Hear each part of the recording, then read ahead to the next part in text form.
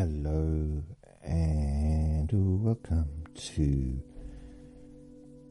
jasonnewland.com.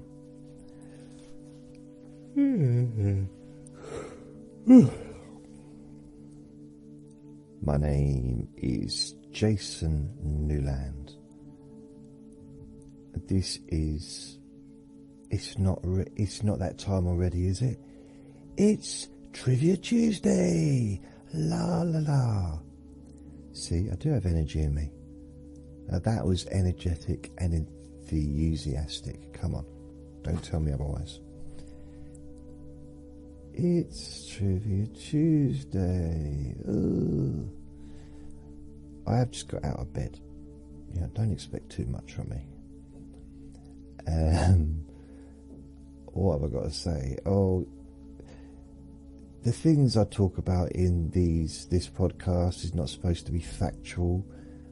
I've researched it minimally, so some of the things I say may not be true. So don't base your life around it.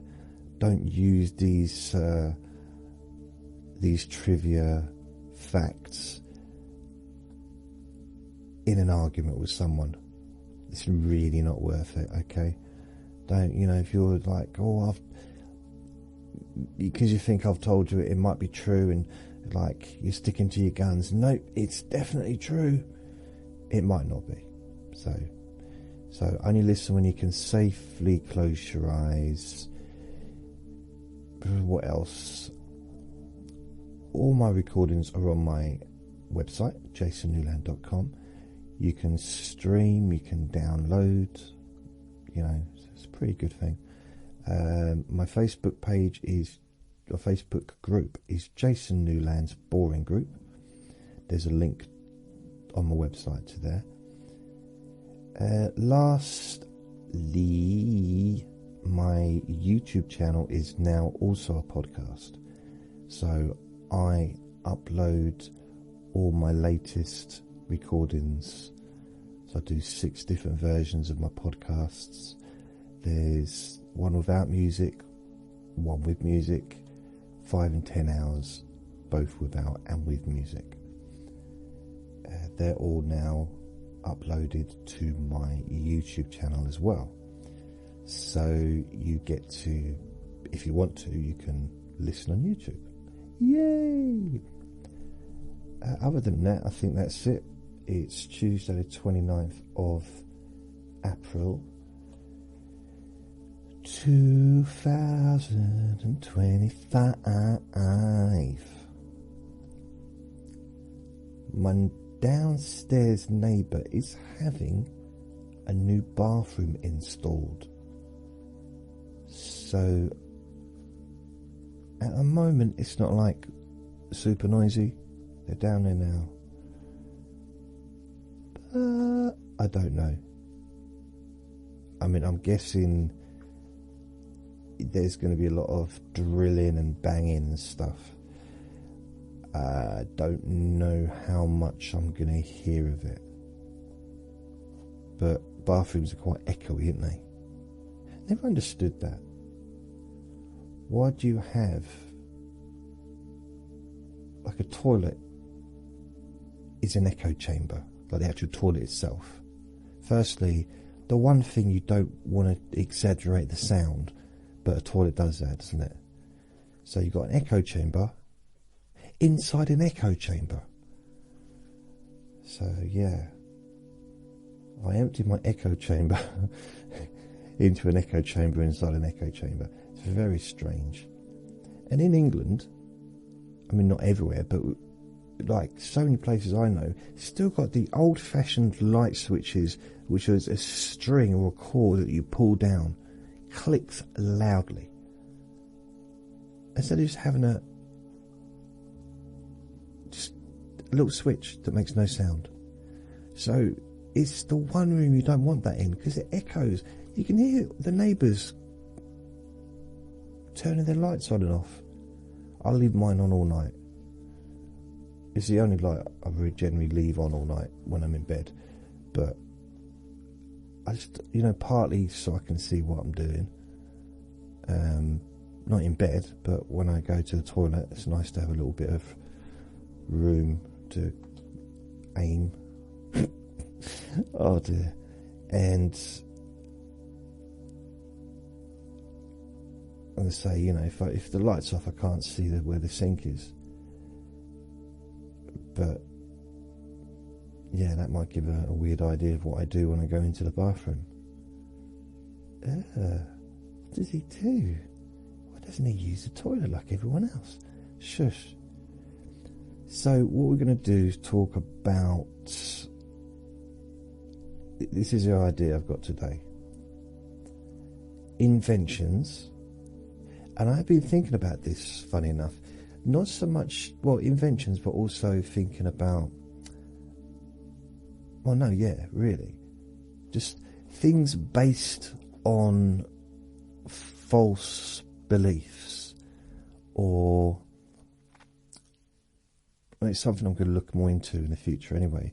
But let's say, for example, physics, and it's like, you know, maybe 100 years ago, there was a physics idea which was cemented. It was like, this is it. There's nothing more to learn about this. That this is factual. So things, and I remember hearing that a lot of things were invented based upon that idea that work. But it turned out the idea that they were based upon was false. So this is, I suppose, a little bit of a you know, like a around the corner turn, going to focus on inventions that were accidental and silly, potentially. So yeah, I know a few off the top of my head, actually.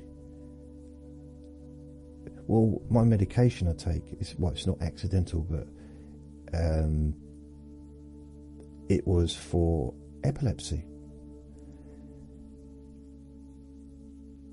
And the whole idea was to, you know, kind of calm, even out both sides of the brain, which is what happened, you know, with epilepsy. It's kind of, yeah, it's both sides of the brain shooting off, not having a gunfight, but, you know, it's trying to even it out. The electrical, I suppose, I don't know the scientific stuff of it. But then they found, the doctors or whoever was giving people with epilepsy these tablets, that those with epilepsy who also had other things felt calm. Felt calmer than they did before, which they weren't for. I mean, they were calm, helping people keep calm, so they didn't have the you know, the seizures and stuff. But this was, yeah. I mean, let me have a look.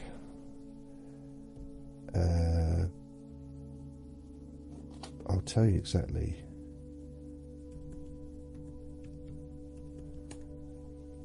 So, Depakote valproic acid.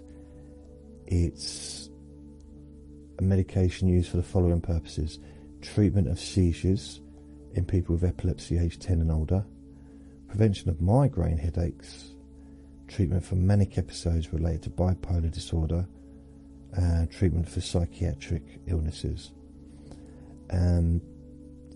So I'm trying to get the history of this. Oh, Vinny.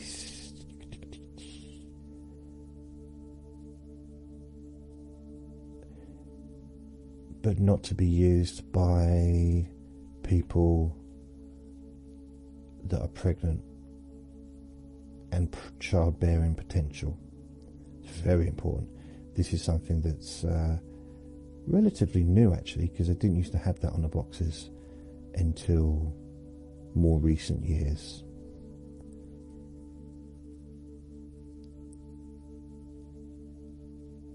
Okay. So it belongs to a group of medicines called mood stabilizers. It works by stabilizing the levels of chemicals in your brain that affect your mood. It can be used to... So that controls the mania, and I'm on antidepressants to control the other side of things. There's a weird stuff going on. Anyway, this isn't about me. It's always about me, isn't it, really? I just had the weirdest dream. So I'm sitting there. Well, I'm not sitting there, I'm standing there. And I'm having an argument with my little brother. And he's basically... I'm working for my dad. And I'm doing some kind of website thing, whatever, I don't know. It was a little bit of a muddled dream, to be honest. But then my little brother comes onto the phone and starts... my dad seems happy with what I'm doing, and then my brother comes on and starts saying that I should be doing something different. And my dad's listening to him. And my little brother's... This is a dream, by the way. My little brother's... I just had it about 10 minutes ago. My little brother said, oh, you're not doing it properly and all that stuff. And so I start having a go. It's like, what are you talking about? Don't do it properly. All you do is cut and paste. I don't know why I said that. And the fact is, he knows more about coding than I probably ever will. But it's a weird one of weird things. And I had this big argument, and then my dad sort of says, and I quit. I said, oh, just go do one, you know. And then I'm hugging my dad, saying, oh, can you just please love me, though? It's weird, it's really weird. And then my brother appears out of nowhere. He's sitting down with the laptop, showing me what to do. He's like, I know what to do. And then he goes out, he brings back a bowl, puts it on top of a book for me to do a wee-wee in. And that's when I woke up, realising I need to go to the toilet. It's like, why does going for a wee always have to be incorporated into whatever dream I'm having? I realise, you know, it's better than wet in the bed, but just like, come on. It is... Oh, can you hear it?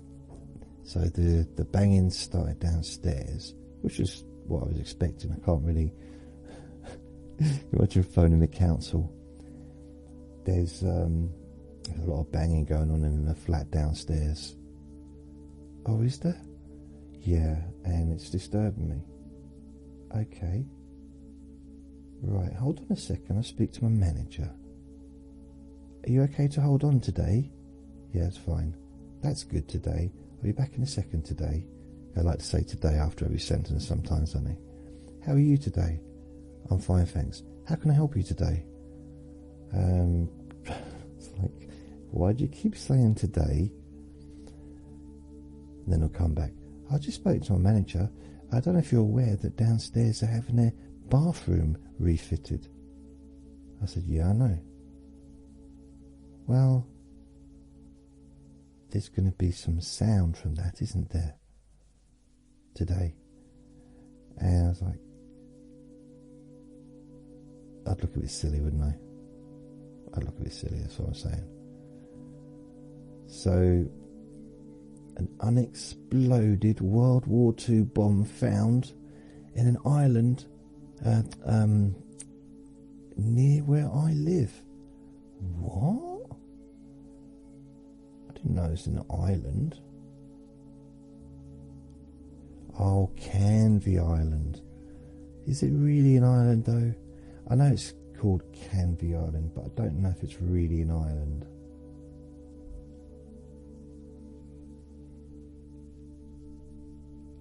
The Legend of Ochi. What? The Legend of Ochi. What is the Legend of Ochi? But I've clicked on it and nothing comes up. That's strange. Right, the Legend of Ochi. The legend: a teenage girl befriends an injured mythical creature and embarks on a journey to reunite it with its family, challenging her father's beliefs and discovering her own strength along the way. I mean, the way they've described it sounds really boring.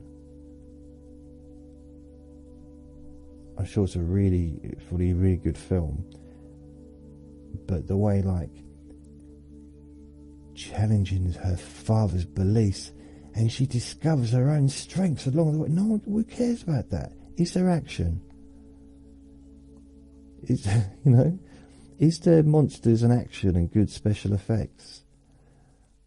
I don't want to know how she emotionally grows, during the movie, how it transforms her life. Am I being shallow? Maybe. Chef George Crumb sliced potatoes thinly and fried them to appease a picky customer, inadvertently creating this popular snack, potato chips. Well, if a customer wanted them, then they'd already been created, surely. Popsicles. In 1905, 11-year-old Frank Epperson left a mixture of soda powder and water outside overnight, leading to the creation of the first popsicle. Oh. Number 3, chocolate chip cookies. It's got me interest. Chocolate. Ruth Wakefield intended to make chocolate cookies but ran out of baker's chocolate, substituting with chopped semi-sweet chocolate, which didn't melt as expected. Chopped semi-sweet chocolate doesn't melt as expected. Ah. What is chopped semi-sweet chocolate? I don't know what that is. How can you have semi-sweet chocolate? I understand sweet chocolate because chocolate is sweet. Oh, this is interesting. Cornflakes. The Kellogg's brothers accidentally left boiled wheat to sit, which became flaky, leading to the creation of cornflakes. Ooh. But if they left it, why did they eat it though? When they say the Kellogg's brothers, what were they? Adjoined twins? Does it take two people to boil some wheat? I don't know. Maybe it was a massive pot of wheat. It might not just be in a little saucepan.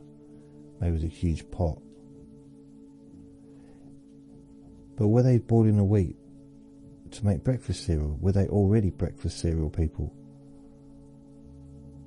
What's the irony? What's the chances of two brothers both being into making breakfast cereal?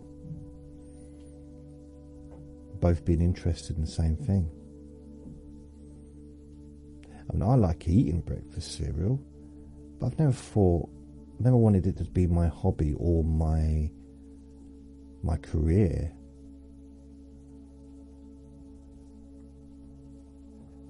When I think back to my brothers, and we had nothing in common. And we all liked porn. Other than that,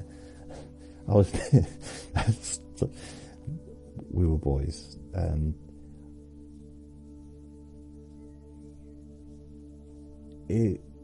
That was weird. My oldest brother used to get these adult tapes, and I'd be sitting there, and we'd just take turns going to the bathroom.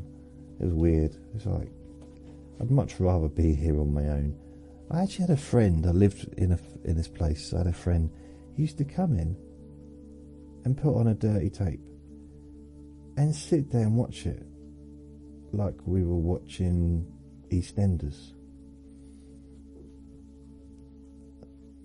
Like, you know what? And sometimes he'd start to talk. So I don't want your voice attached to these memories.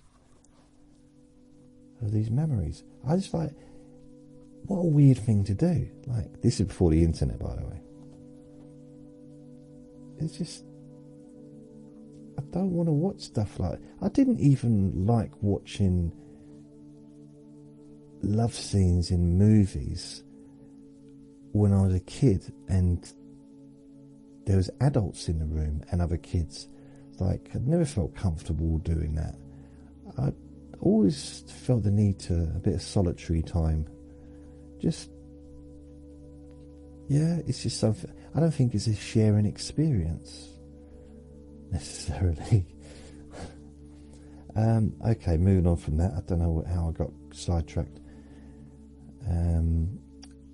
Coca-Cola, originally formulated as a medicinal tonic, I knew this. The addition of carbonated water transformed it into the soft drink we know today. So someone must have had that and thought, you know what? I like the taste of that. I like it a lot. But it's too thick. It's, you know, it's something needs to be added. What about some milk? No. And, I mean, technically that's not really a mistake, because they created, Coca-Cola was created on purpose, but, you know, by adding carbonated water. I don't think the original formulated medicinal tonic was called Coca-Cola, but I might be wrong. I mean, by far the most popular drink worldwide, isn't it, I guess, through history, outside of water and milk. Science and medicine. So penicillin, I hold, this is accidentally discovered. It's not really by mistake though, is it? Oh, accidental and silly. Accidental. I suppose unless you're actually looking, you're scientifically looking for a particular discovery, then it's going to be accidental. Like you had Edison with a light bulb, and there's a whole thing, he did it like 10,000 times, failed 9,999 times. Bit specific, bit exact, isn't it? And then on the 10,000th time, he found the right formula. So that wasn't accidental, was it? That's my point. So science and medicine, penicillin, Alexander Fleming. He also wrote the Bond books. Noticed mould killing bacteria in a petri dish, leading to the development of the first antibiotic. The amount of lives that man has saved through history, it's just phenomenal, isn't it? You've never got to see quite what a difference he made in the world. And how often do you hear his name mentioned? In fact, when you hear Fleming, I automatically go to James Bond. I don't go to James Bond and say, "Hi, James." I don't, but I do think of James Bond, not penicillin. Al Fleming, Alexander. What I mean, he's like, he has to be up there. If you're going to put heroes, people that have, for me, if anyone that's saved lives, millions of lives has to be up as a hero, you know, as, I mean, at the top for me. So X-rays, William Röntgen discovered X-rays when he observed a fluorescent glow from a cathode ray tube. Oh, I got nothing to add to that because I have no idea what a cathode ray tube is, or X-ray, or fluorescent. I don't understand any of those words, what they mean, or observed or discovered. So yeah, anesthesia. The anesthetic properties of substances like nitrous oxide were discovered when individuals noticed pain relief during recreational use. Wow.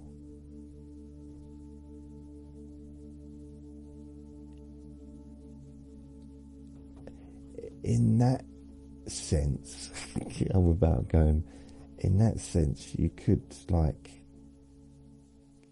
wonder if they ever used anything else. You know, they run out of that. It's like, just have, I suppose the old days it was alcohol. Just thinking, just get drunk, because that's quite a good anaesthetic, isn't it? Viagra,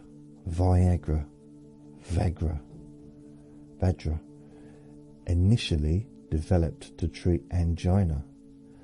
The drug's unexpected side effects led to its use for, you know, willy dysfunction. Okay, let's break that one down. Viagra initially developed to help angina. Okay. Alright, okay. So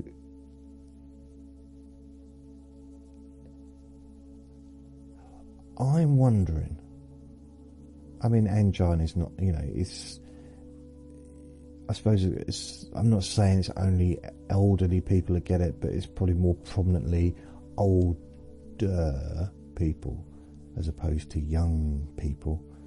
I don't know what the ratio is. Should we just search instead of me saying this? Ages.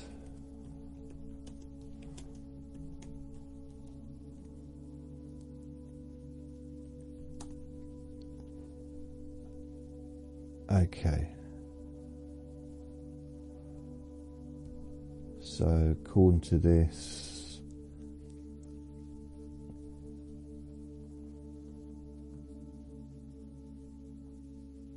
right, it's much higher in groups older. Yeah. So 0 to 44, hardly anything. So okay, so you got this elderly lady, so she's been taken. Actually, it would be taken by both. I wonder if, I mean, this is just a thought.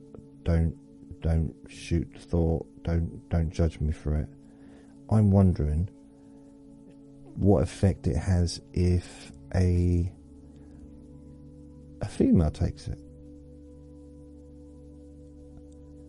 because we know what Viagra. Well, I know. I suppose most people know what Viagra is for males. I was going to say, I didn't know that women benefit from it, but obviously they benefit from it, don't they? But not physically.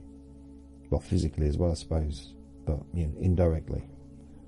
Well, directly, I suppose, you know, but you know what I mean. I wonder. That would be awkward, though, wouldn't it? Mr. Newland, go to the doctors. How is the new treatment going? What do you mean, Doc? How's the treatment going for your angina? The new drug that we're using, Viagra. Is it helping? Is it helping your chest? Is it helping the, you know, the stuff? I forget what it's used for. Is it helping your medical condition? No, doc. No. Well, it has, but I'm not sure really. So we'll stop the treatment. We'll stop the treatment and shit. No, that's fine. It's fine. We'll keep the treatment going. What do you mean if it's not really helping the angina? No, it's all right. It's okay. I mean, it might be really good for angina. I don't know. Why are you hassling me, Vinny? I'm trying to do something while there's no sound downstairs. So I'm trying to do this recording, and Vinny's like, and we've had like 5 minutes without banging and stuffing downstairs. Warfarin, originally used as a rat poison, its blood thinning properties were later harnessed for medical use. Wow. Everyday items. So a microwave oven. Here we go. Percy Spencer noticed a candy bar. That would be like chocolate bar, I think, for anyone outside of a candy bar melting in his pocket while working with radar technology, leading to the invention of the microwave oven. Wow. So I'm guessing I'm gonna skip to this. I'm gonna put down his name and see what happened to him. So he invented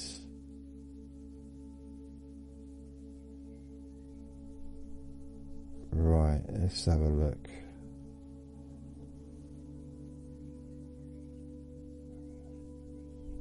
Right, I'm just thinking, I wonder if it's saying anything about. So he invented the microwave oven. $495.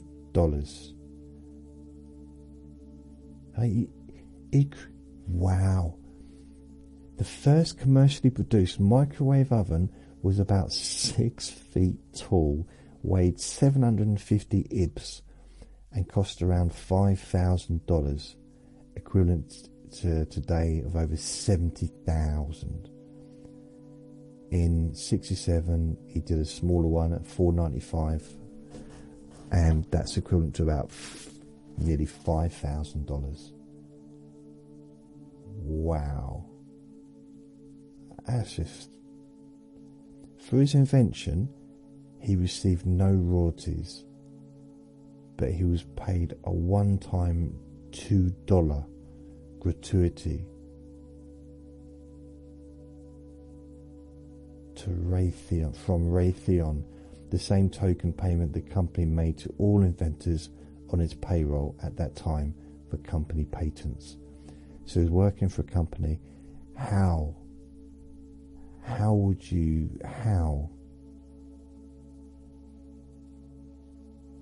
That was weird.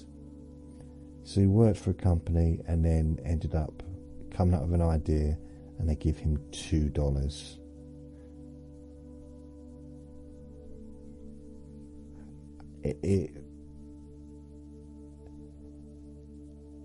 I mean, you know, they could... I don't know, it just seems wrong, doesn't it? It just seems wrong. Wrong, man. Just, yeah, it does. Just like... I mean, technically, you say we didn't invent the microwave oven. The company probably invented the microwave oven, but he's the one that discovered that his pants were getting warm from being too close to the microwaves, and maybe just told someone, and they said, "Ooh, Velcro." George de Mestral observed burns sticking to his dog's fur, inspiring the creation of Velcro fasteners. Cool. Well, Mr. Newland, we can try some new different medication. No, I'll stick with the Viagra. Super glue. Discovered by Harry Coover, while attempting to create clear plastic gun sights.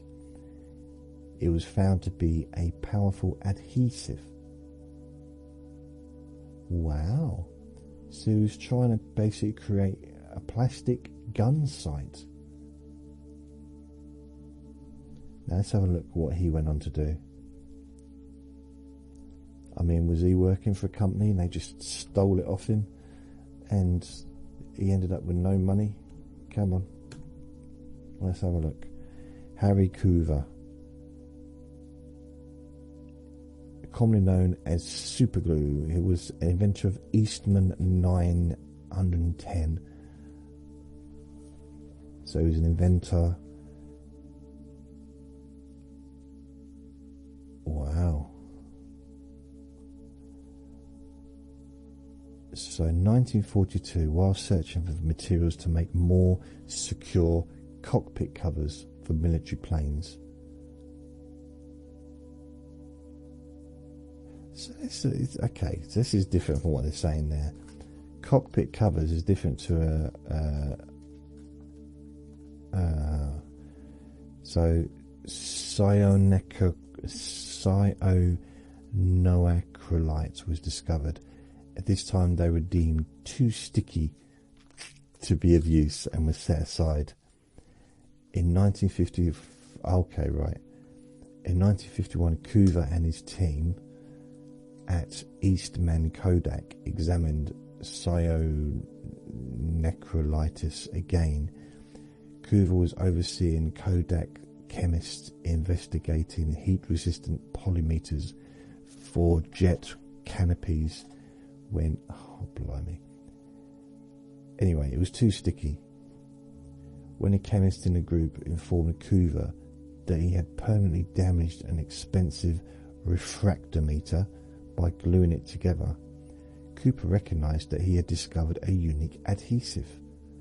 In 1958, the adhesive marketed by Kodak as Eastman 910 and then as Superglue was introduced for sale. So Kodak marketed it.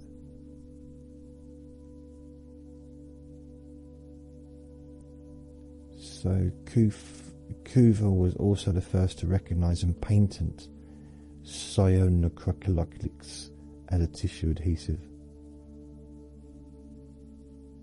after his eldest son cut open his finger while making a model and glued the cut closed with the glue.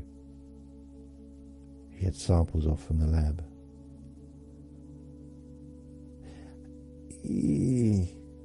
I don't know if I would do that personally. I don't think I'd even still do that.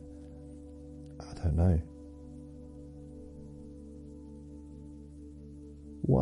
So Coover held 460 patents, and superglue was just one of his many discoveries. He viewed programmed innovations, a management methodology emphasizing research and development, among his most important work. Implemented at Kodak, programmed innovation resulted in the introduction of 320 new products and sales growth from 1.8 billion to 2.5 billion. Coover later formed an international management consulting practice, advising corporate clients around the world on programmed innovation technology. I don't know what that is. What's programmed innovation technology? That's going to bug me. I'm going to have to look it up. Sorry. Programmed innovation. So...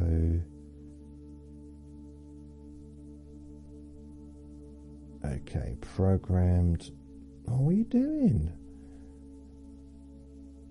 Programmed information tech methodology. Did I say technology? I meant methodology. Whoops. Why is it taking me to a different page?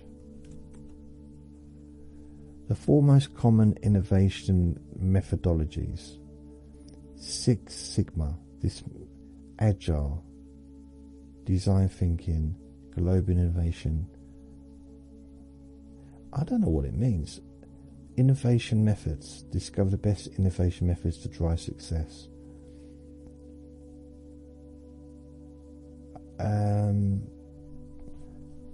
Programmed innovation. An innovation program is a portfolio of initiatives built around an innovation strategy aligned with the program's business goals. To pursue an innovation program, the portfolio should adhere to a set of policies and actions aimed at achieving your goals. Okay, so it's kind of like you're looking for something and you agree with what you're looking for and you kind of agree with what you're planning to do to get there, I guess. A set of steps, but not the ones that you use to clean your windows. Not that you wouldn't use steps to clean the windows, you'd probably use a cloth, but you know what I mean. Teflon. Roy Plunkett. I love that name, Plunkett. Great. Roy Plunkett discovered Teflon when a gas he was experimenting with solidified into a slippery substance. Wow. Cool. Safety glass. Eduard Benedictus accidentally dropped a glass flask coated with plastic cellulose nitrate, which cracked but didn't shatter. Oh, so safety glass was created. See, just things like this, it's quite amazing, isn't it? So a glass flask, I suppose it's like for coffee or whatever. It just shows you sort of, oh, like, oh. Toys and entertainment. Slinky. The Slinky. Naval engineer Richard James was working with tension springs when one fell and walked across the floor, inspiring the toy. And then it just wandered down the stairs. Blimey. Hard. It's quite weird. I don't remember them being called Slinkies, honestly, when I was a kid. I'm sure they were, but I had one and it just like, it was so much fun. I'm like, come on. I used to invite my friends, like try and get them to come round, and we'd go down the stairs, and each one, as I spent all week trying to get one of my friends to come round, and each one of them said no. Each was like, no, no explanation, nothing, no explanation.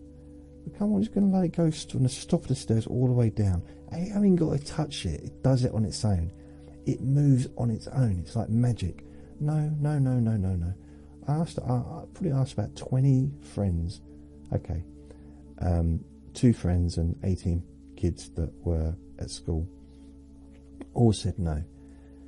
And in the end I thought, okay, the last person I asked has said no. I thought, I'm going to ask why. And he said, well, actually we've all got together. So what do you mean you've all got together? We said, we just need to let you know. Let me know what? He said, why we don't want to come round. I thought, oh no, it's the farts, isn't it? It's all the farting. I said, is it the farting? He said, well, that doesn't help. But no, it's not the main thing. I said, what's the main thing? He said, you live in a bungalow. I said, so? The fact that you live in a bungalow and you don't know what the problem could be about letting a slinky go down the stairs. No. Oh, never found out the real reason. I think it was the farts. Silly putty. James Wright was attempting to create synthetic rubber when he produced a bouncy, stretchable substance. Silly putty. I loved silly putty. So he was trying to create synthetic rubber. I wonder if it was one of those synthetic rubbers that he was trying to create. Because silly putty definitely is not the right thing, is it?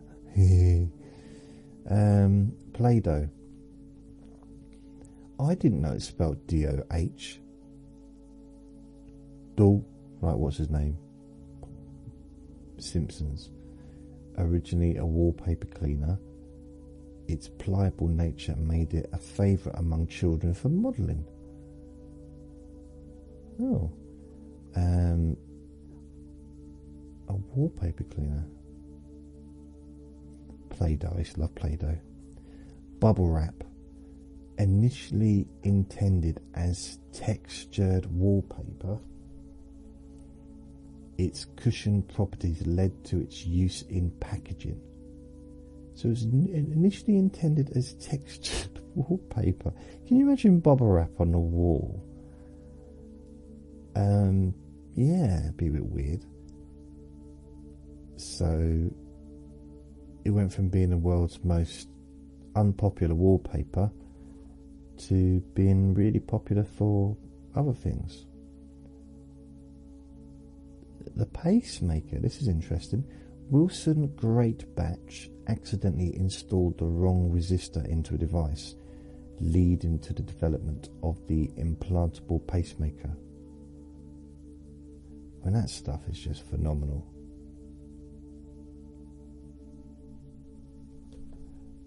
It is, isn't it? It's absolutely just an accident which has led to just medical help for millions of people.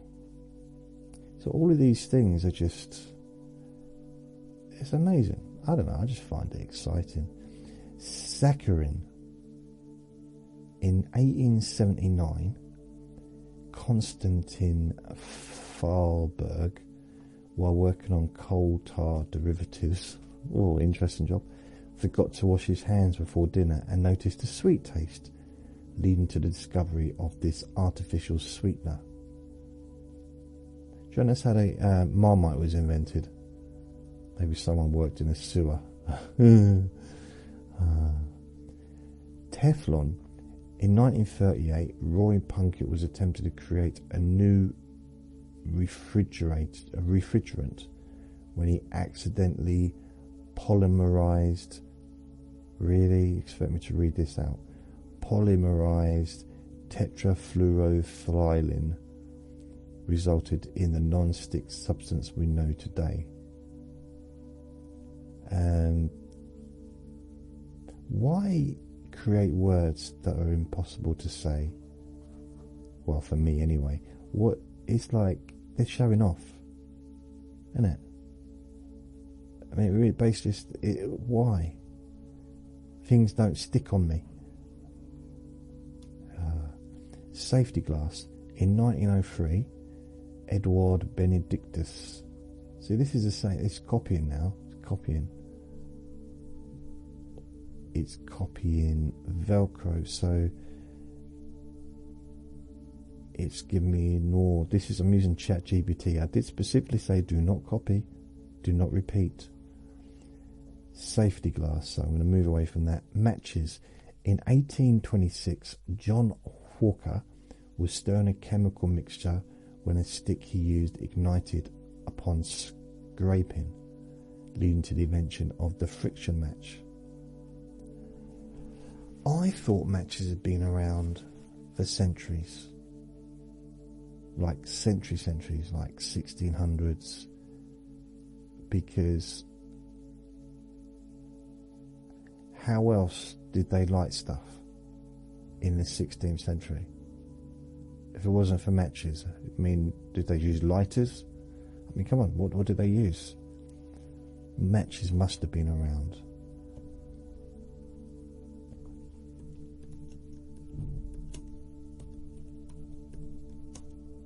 When were matches invented? 1826. So what was used before matches?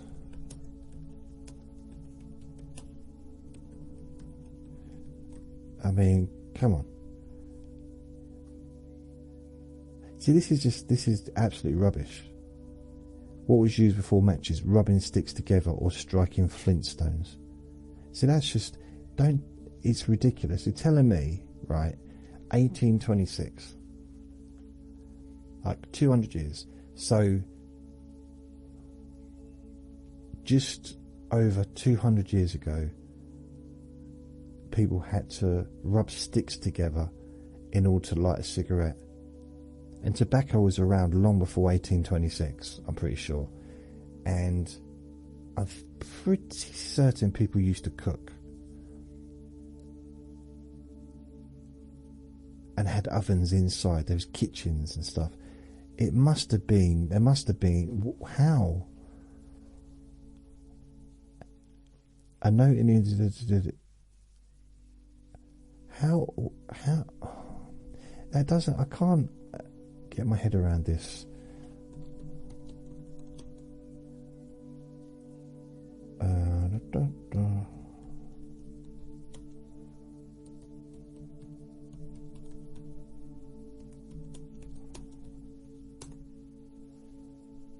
Right. Tobacco was introduced to the UK in 1587. So how did they light it if there was no matches?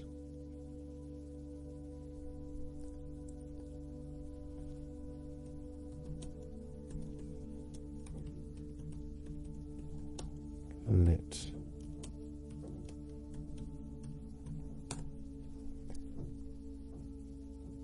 So how, because candles, they had candles, how did they light a candle? How was cigarettes lit in the 1700s?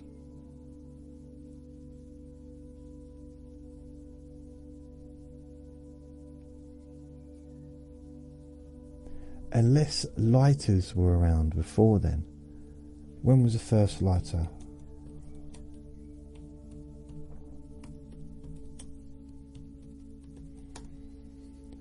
The first lighter, 1823.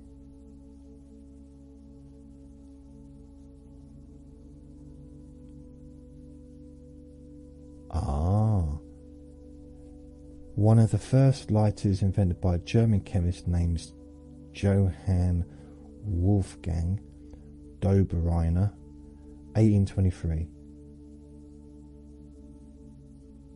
Oh, that's interesting.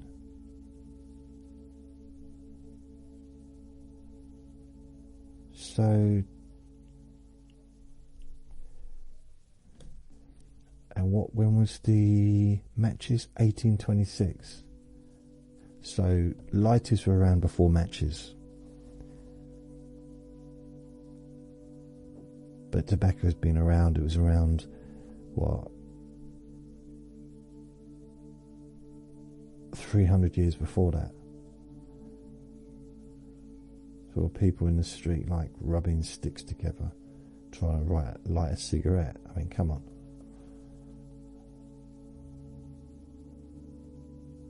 No.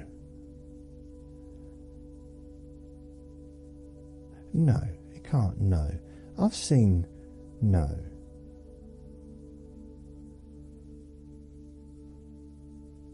No, because I've seen. Oh, I'm just thinking.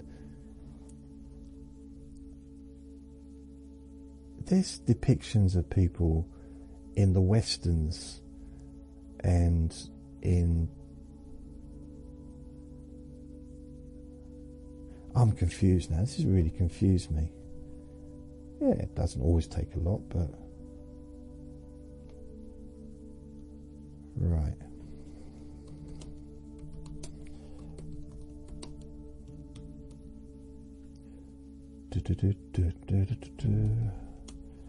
So, okay. So how did people light pipes in 1700s?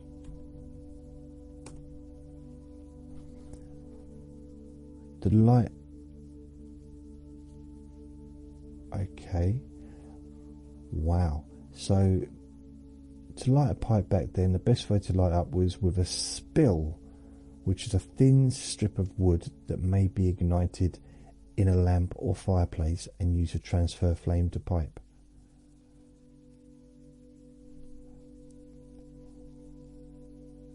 How did people light by candles, lamps, etc. before the invention of matchsticks? You'd keep a small fire as long as possible because lighting something with a bow and a drill, or with a flint and a steel, is really annoying. If you don't have a personal fire, you bring a stick to a neighbour.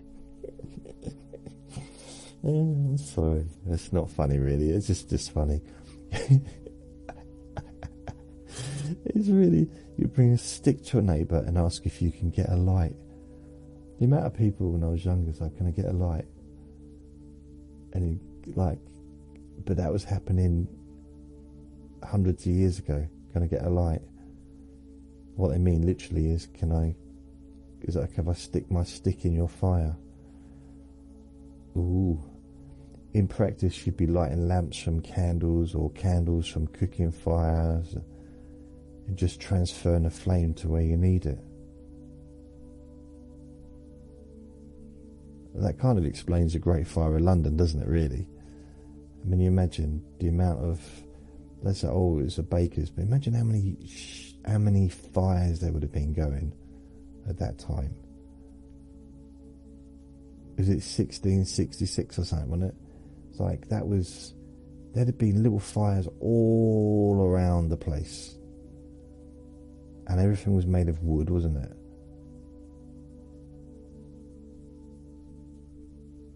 Wow. That's interesting. I've never even thought about this. This is probably something that everyone learned in history, but I don't remember hearing about it before. I've never been so excited. So, bubble wrap, got that. Ice cream, silly putty, Play-Doh, bubble wrap, ice cream cone. At the 1904 World's Fair, an ice cream vendor ran out of dishes, and a neighbouring waffle vendor rolled waffles into cones to hold the ice cream, creating the ice cream cone. Wow. So that's a good idea, wasn't it? I mean, to be fair, I think it would taste a lot better with a waffle than with the ice cream cone they use now, the dry old flaky tasteless thing that they sometimes use. A waffle, oh, that'd be perfect. Messy but perfect. Scientific breakthroughs. X-ray in 18, okay, so got that one already. Penicillin, it's just repeating itself now. Anesthesia, Viagra, Warfarin. So they're just repeating themselves. I've already told me all this stuff. I think it's run out of ideas. It's run out of ideas. Any other ones? Any inventions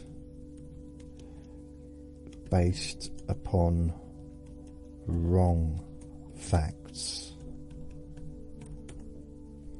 Okay, I kind of know what I mean when I say this, but I don't know. Yes, Jason, there are definitely inventions and scientific breakthroughs that happened because the inventor was working off incorrect assumptions or wrong facts, yet we still ended up creating something useful or groundbreaking. Here are some great and quirky examples for you for your podcast. Oh, thank you. Inventions based on wrong assumptions. Phlogiston theory, so discovery of oxygen. In the 1700s, scientists believed in phlogiston, a fire-like element released during combustion. Joseph Priestley discovered oxygen while trying to prove this theory, ironically disproving it completely entirely. N-rays. What's an N-ray? In 1903, scientist Blondlot claimed he discovered N-rays, a new form of radiation. It was later revealed to be entirely imaginary, but the instruments and techniques he developed influenced future optics research. So that's what I'm looking for. So he thought he discovered something, and he hadn't. But what he built and created and invented based upon that assumption, based upon that belief, did work. Well, see, That's phenomenal, really. Galvani's animal electricity. So Luigi Galvani believed frogs' legs twitched because of animal electricity. His mistaken conclusion inspired Alessandro Volta, who created the first battery, proving it was a chemical, not biological reaction. So batteries were invented based upon the idea that a false idea. Alchemists searching for gold created porcelain and gunpowder. So in China and Europe, alchemists trying to turn base metals into gold accidentally invented useful things like porcelain, gunpowder, and even phosphorus. Oh. Geocentric model. Imagine if that's your job. That's your entire career as an alchemist. And the only thing you're doing is trying to get to gold. And they probably got no recognition for all the stuff they did invent. So, oh no, porcelain. Oh, not another useful chemical compound that can change the world and make it safer and better and healthier for millions and billions of people. We want gold. Give me some gold. Geocentric model. Accurate star charts. Ancient astronomers like Ptolemy believed Earth was the centre of the universe. Despite the wrong model, their meticulous charts were surprisingly accurate and useful for navigation. See? So it's interesting, isn't it? It's something, even based upon a wrong idea or wrong model, something can still turn out quite well. Spontaneous generation equaled pasteurization. Is that supposed to be a rhyme? Scientists once believed life came from non-living matter, like maggots from meat. Oh, okay. Disproven this, because I guess in them days there was a time when they thought meat produces maggots. Rotten meat, which it doesn't. It's the flies, isn't it, that lay the eggs. But they wouldn't know that. They probably didn't connect that. It's like, there's maggots coming out of the dust. This black bag full of rubbish has produced maggots. It must be the black bag. Like, and then someone said, don't be ridiculous. It's the rubbish, isn't it? And then someone said, no, it's not the rubbish, because there's mixture of rubbish. It's going to be certain aspects of the rubbish. Well, I think it must be the cornflake boxes. How can a cardboard box produce maggots, produce life? It's got to come from something that once was life. Oh, so you're talking about the meat. Yeah, it must come from the meat. And then they examined the meat, and they saw that there was actual things growing out of the meat. It's like, see, it's the meat that's growing. That's what's producing the maggots. When all along, it wasn't. It was the flies. So disproving this led Louis Pasteur to discover pasteurization and revolutionise germ theory. Flat Earth beliefs, detailed maps. While Earth map makers used flawed models of Earth, the challenge of fitting everything in spurred incredibly artistic and informative atlases, many of which are still admired today. Okay, so I like those maps that are kind of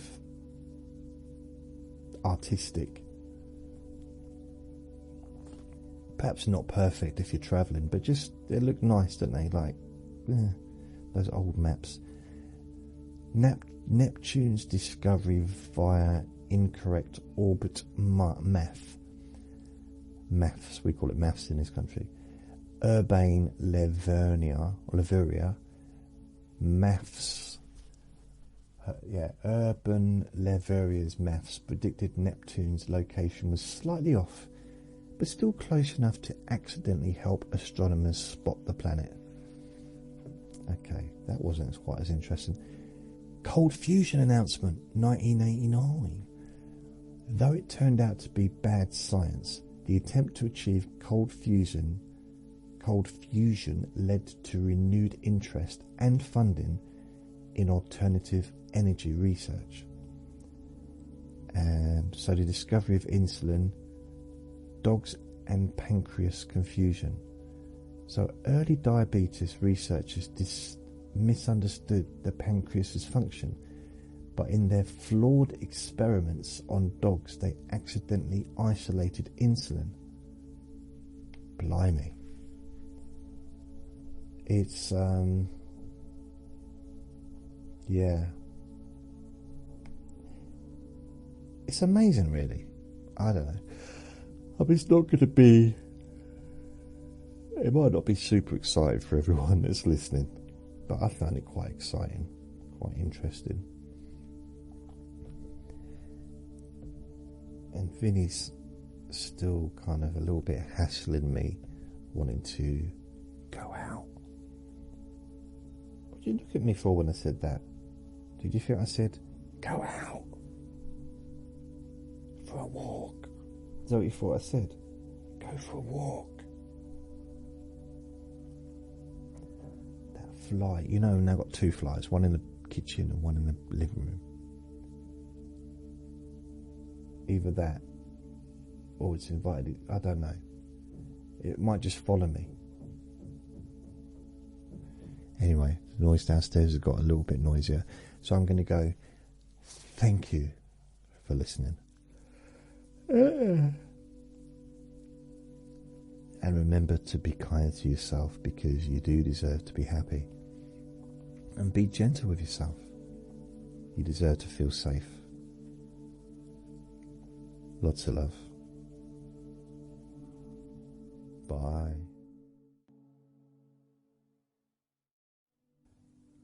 Relax in a more deep and meaningful way.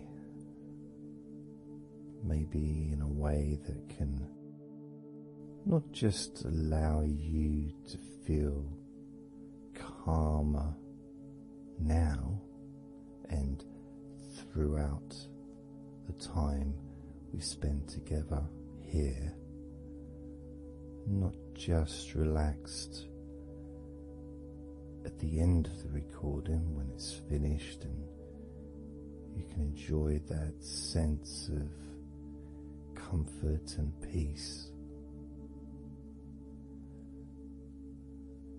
but also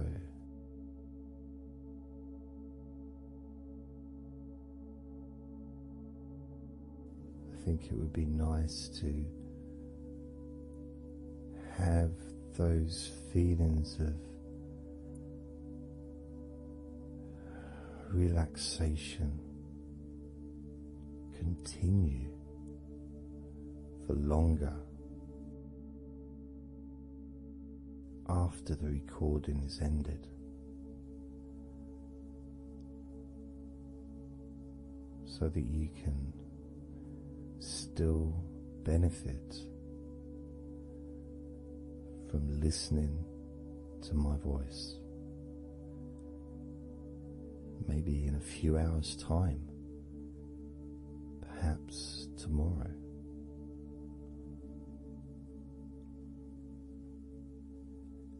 And then by listening regularly,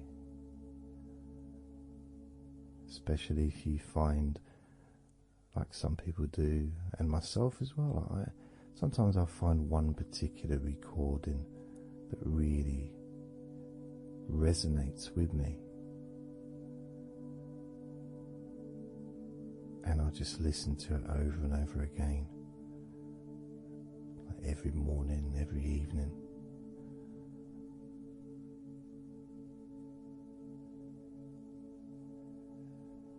There was this recording from, going back to about 1999. It wasn't hypnosis, but it was a guided visualization, so it kind of was hypnosis really. I managed to find it again, and it still has the same effect on me. And part of it was the person's voice relaxed me. Just felt so peaceful, and I'd look forward to listening to her in the morning and in the evening.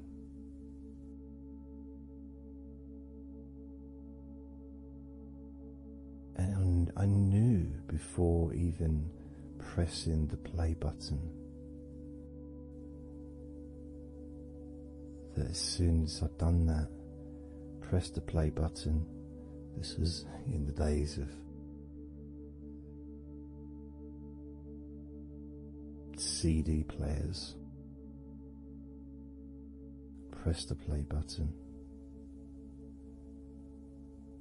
In fact, it might have even been a tape recorder. I'd lie down on the bed, and then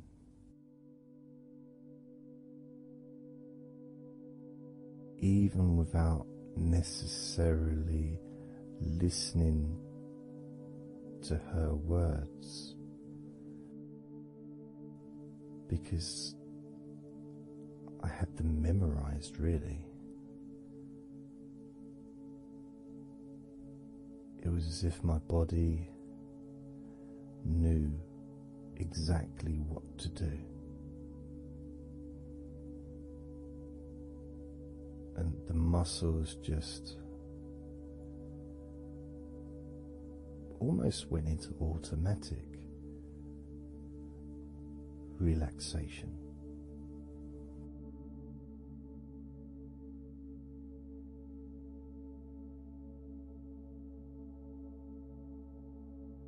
And I remember my mind would slow down.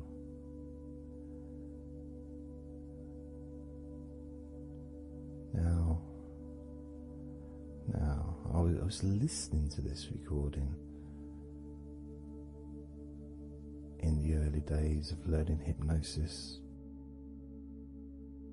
and long before I ever made any videos or audio recordings myself, because I didn't start doing that till 2006.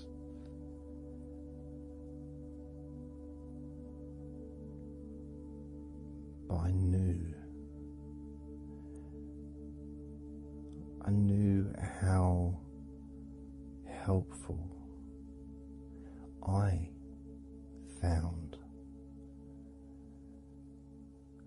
being able to just let go, to have that trust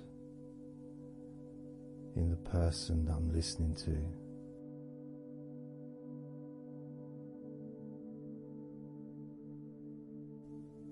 Knowing that it's going to be just as relaxing, if not more so, each time you hear my voice. You may feel the same.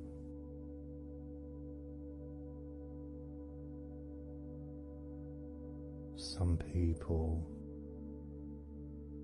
have been listening to me for over a decade.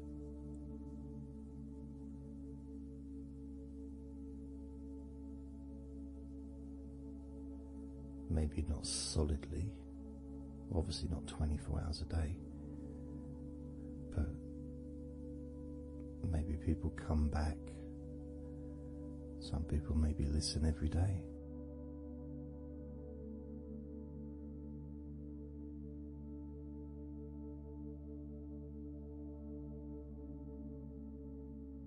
And something that I do, which you may not realize by listening, is when I record these recordings, Now, for example, I also am affected by the words that I say. So if I said to you, focus on your feet, notice your feet relaxing, I will be focusing on my feet. I will be noticing my feet relaxing.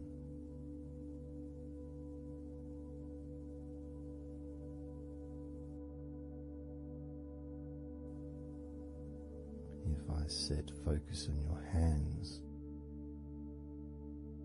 and maybe notice the difference between each hand. Perhaps notice the air in the room, the temperature of the room on the backs of your hands.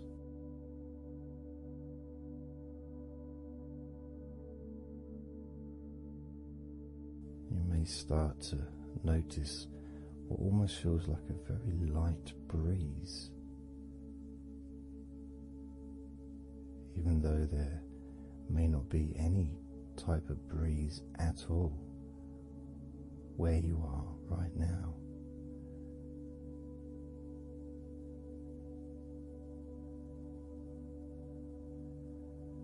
And as you become aware of your hands,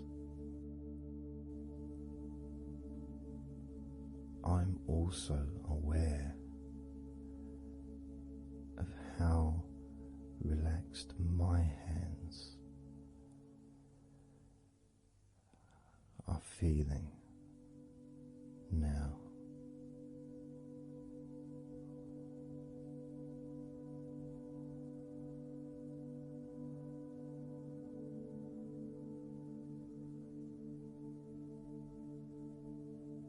And when it comes to potentially drifting off to sleep, which may be the reason you're listening,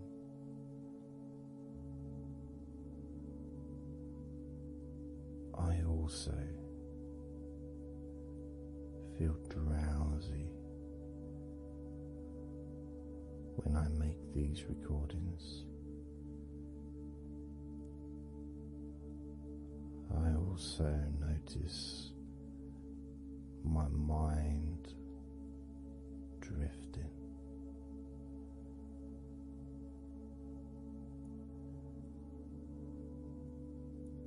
In fact, at times I've actually fallen asleep.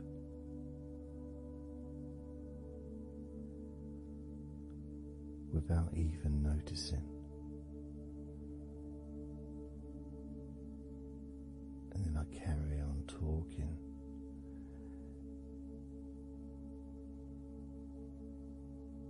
And it's only when I listen back to do the editing,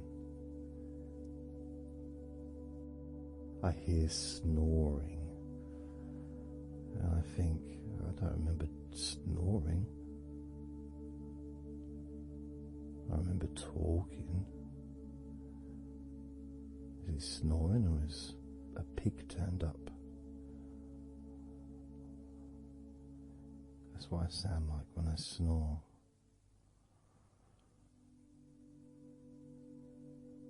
And I get really into the whole experience.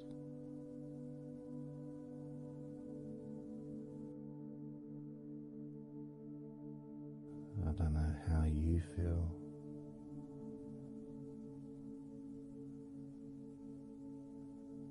How relaxed you feel in your feet.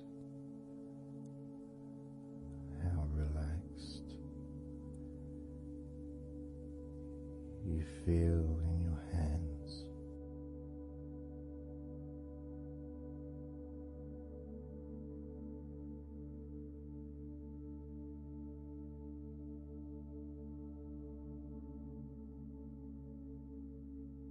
have noticed more and more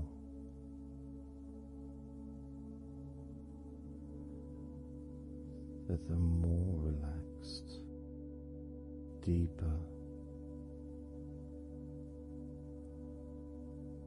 level of comfort you feel,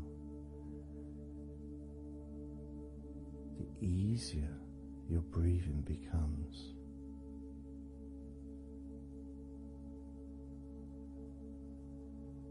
It's almost like that additional muscle relaxation. So this allows you to breathe easier.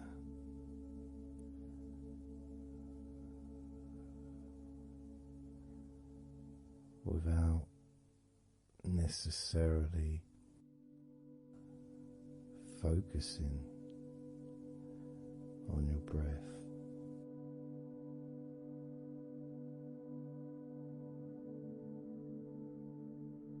However, being able to notice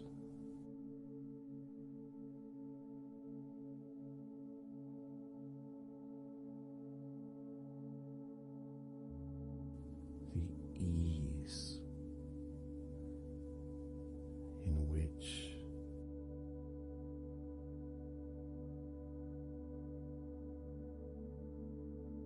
you breathe so naturally.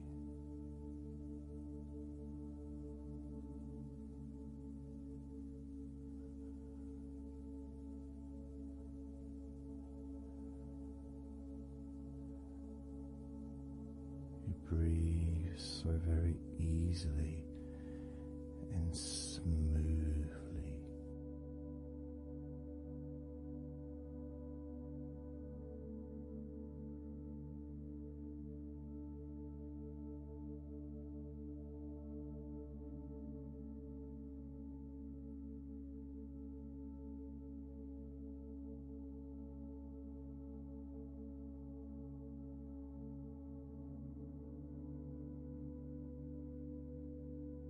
Whenever I imagine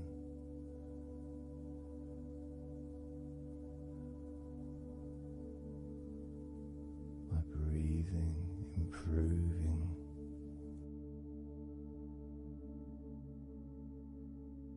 when I've got my eyes closed,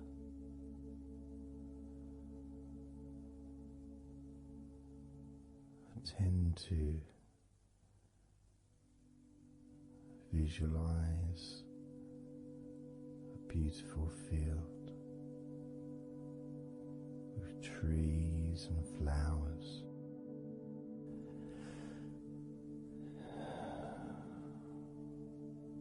producing all that life-giving oxygen.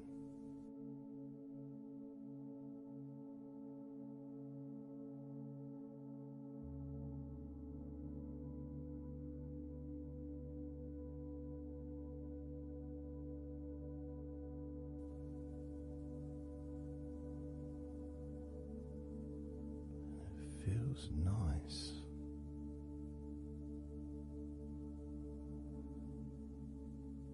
to, if nothing else, just taking some time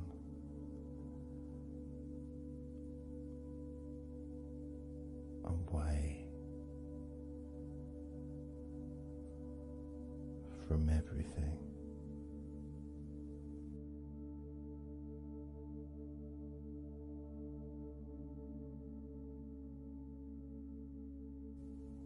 Enjoying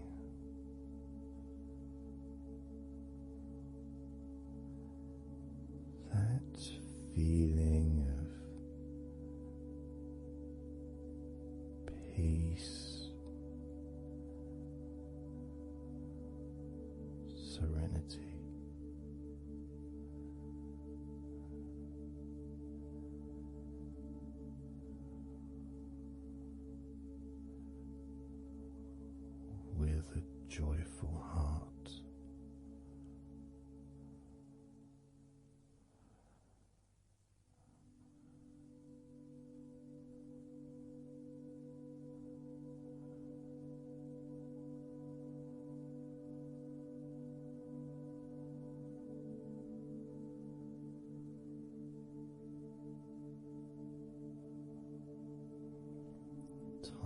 seems to just drip by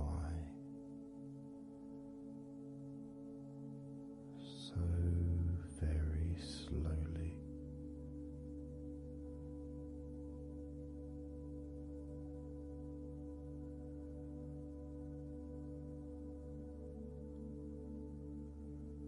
Relaxed,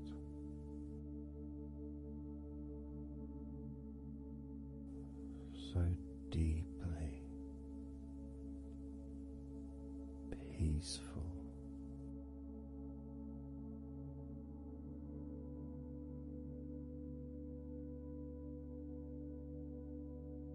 Completely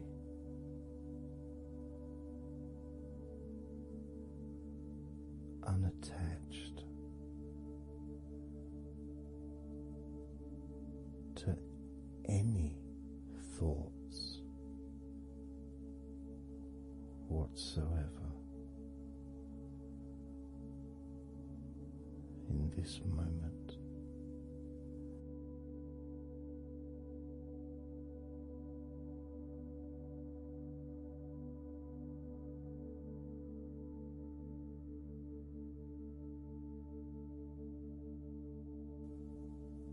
Completely free.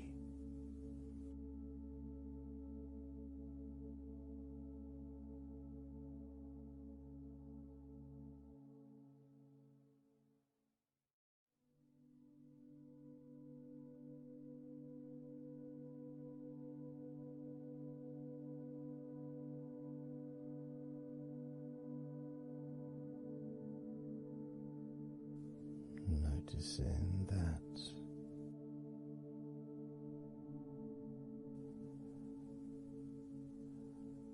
your mind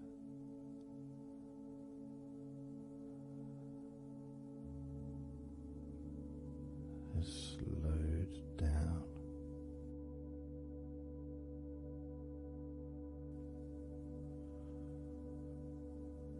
Slowed down.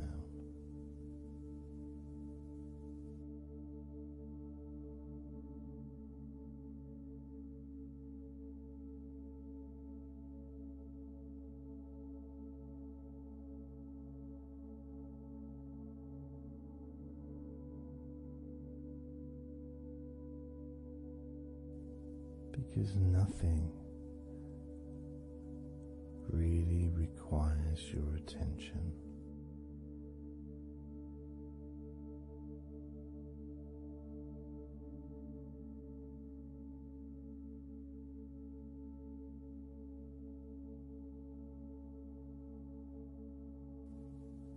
You can enjoy the physical sensations of allowing the stress to drip out of your body.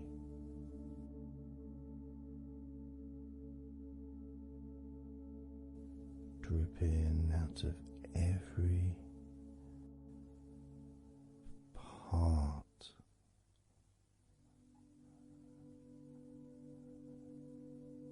of your body.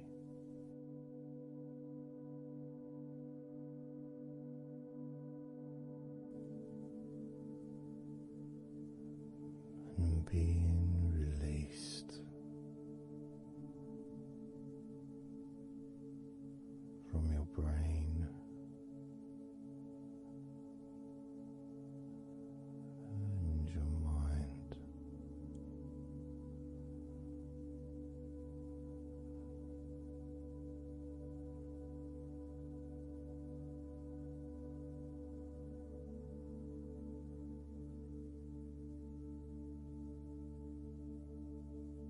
Slowly but surely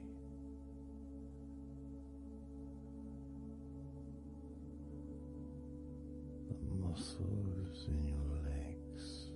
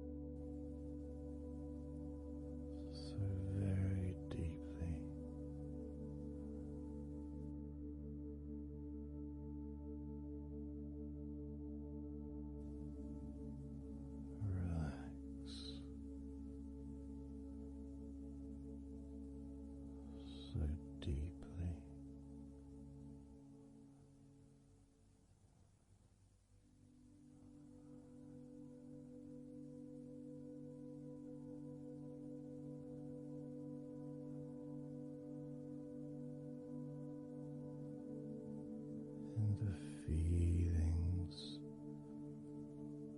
the pleasant feelings in your arms and shoulders.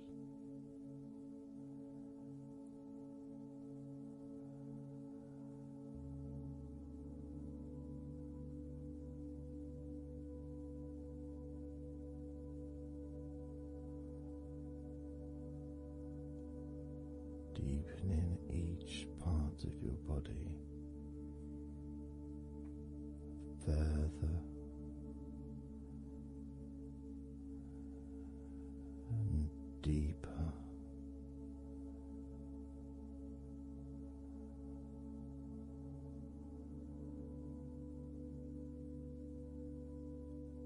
And deeper.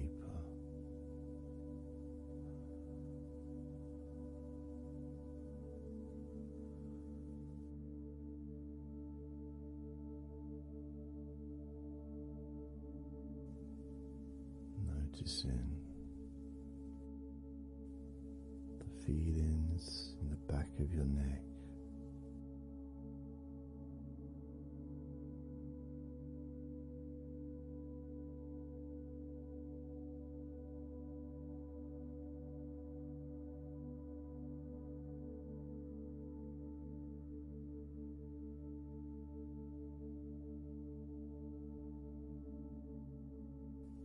the feelings in your wrists,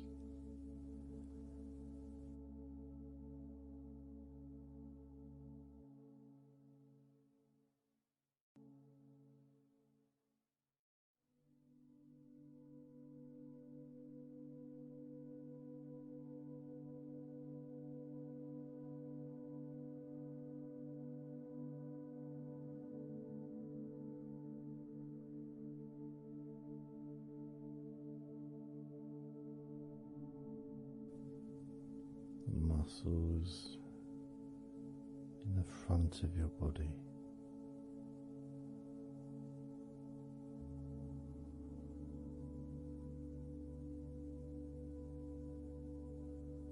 are also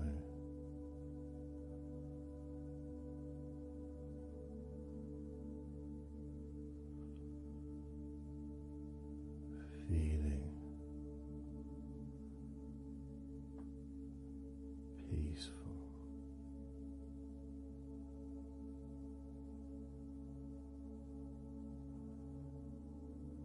Deeply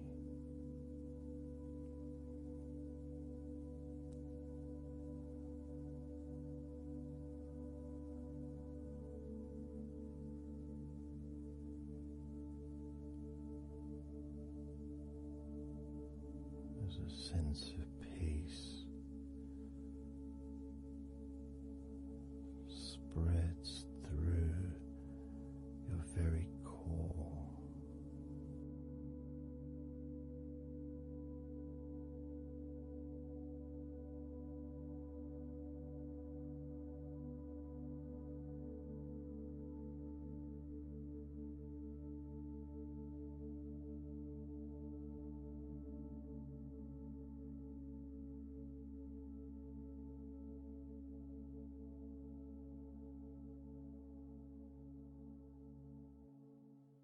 Even when you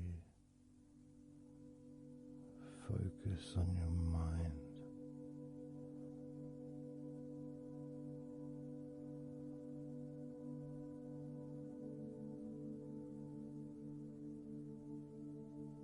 your mind becomes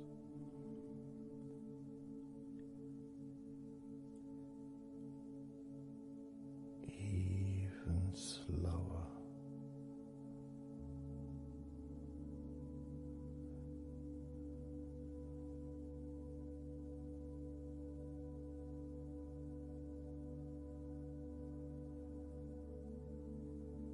Even deeper.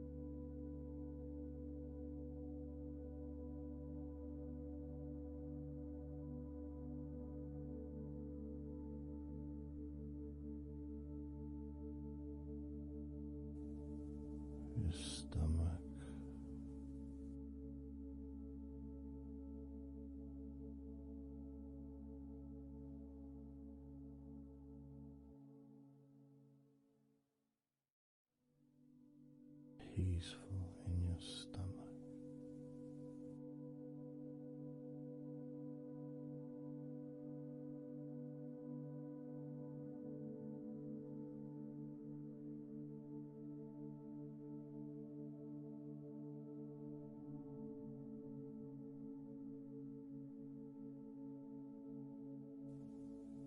Your back,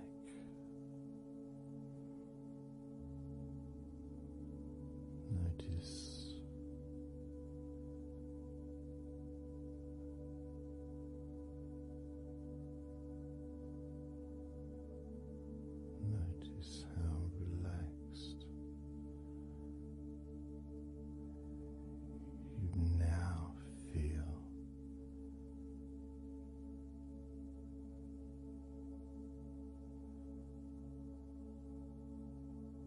In the whole of your back.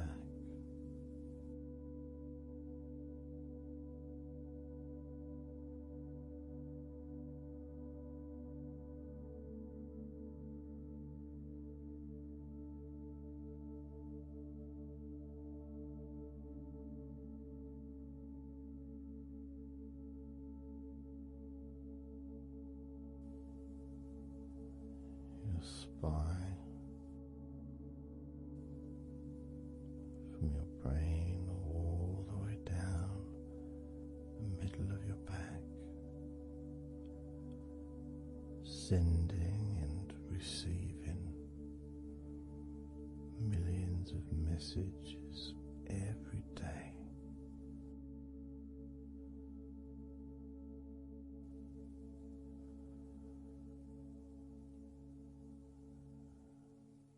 Deep comfort increasing.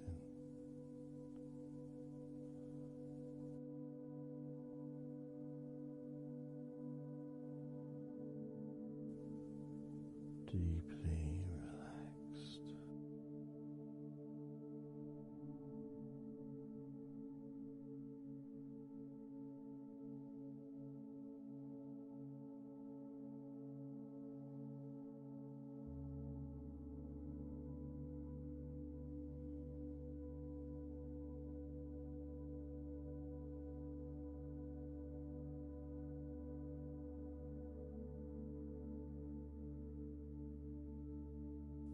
Your knees,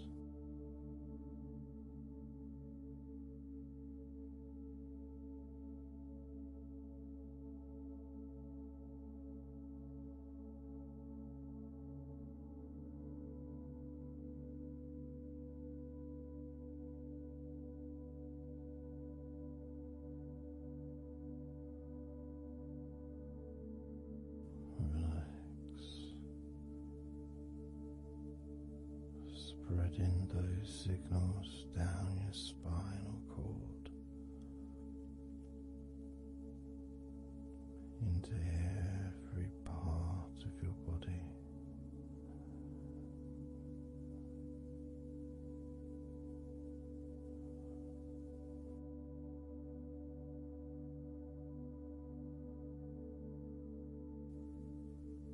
Your shins and your calf muscles.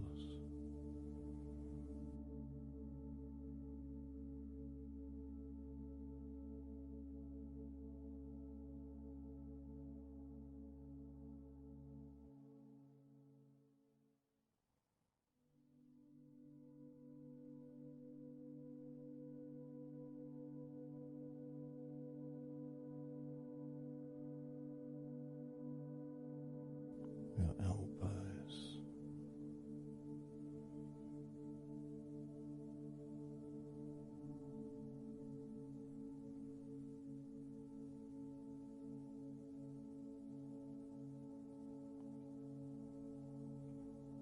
feelings of peace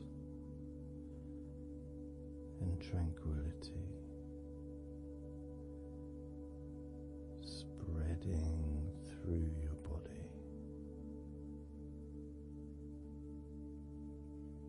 Tips of your toes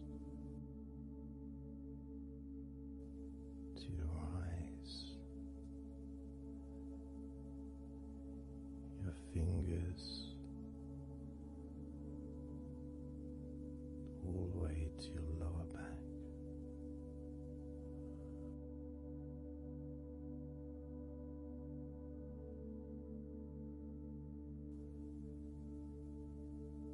And letting go, really letting go.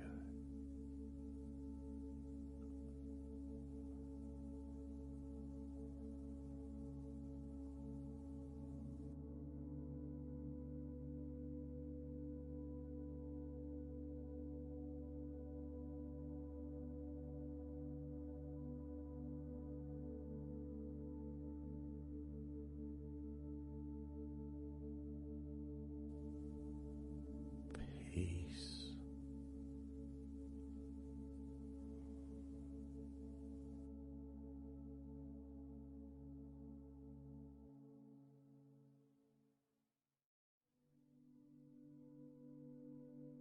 Drifting.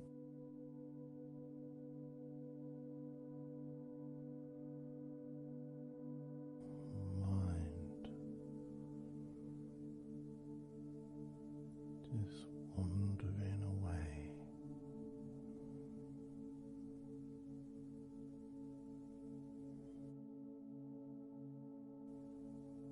Happy to let go.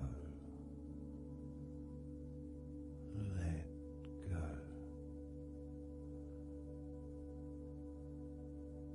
Completely let go.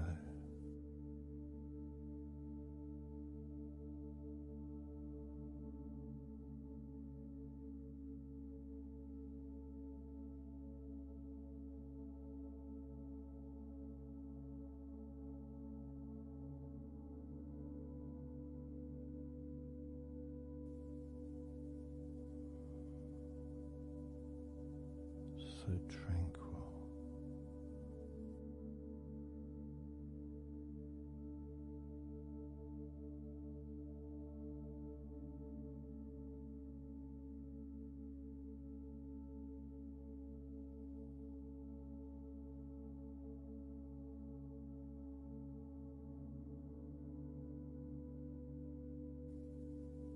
Your whole body enjoying a sense of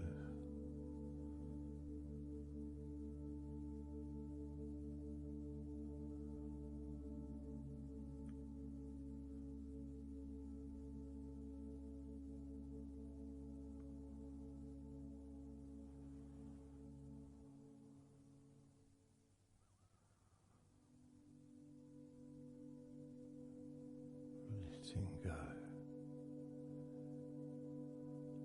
even more.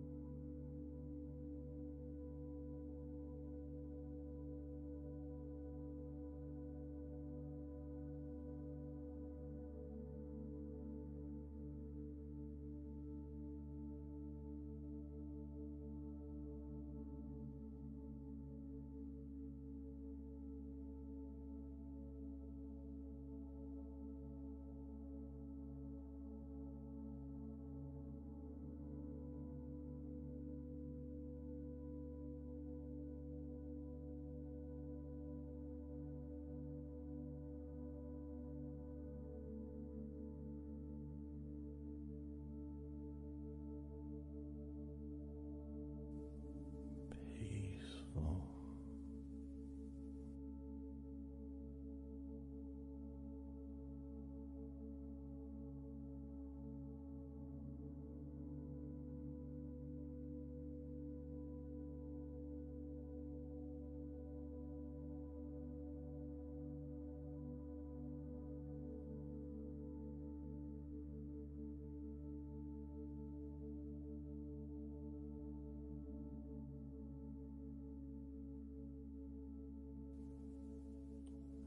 Enjoying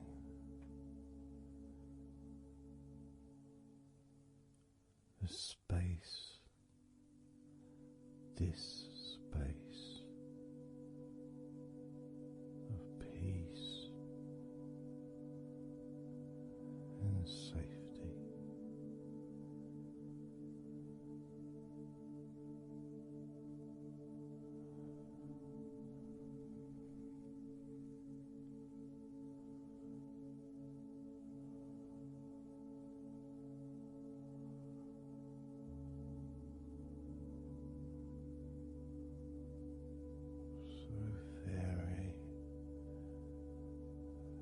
Very relaxed.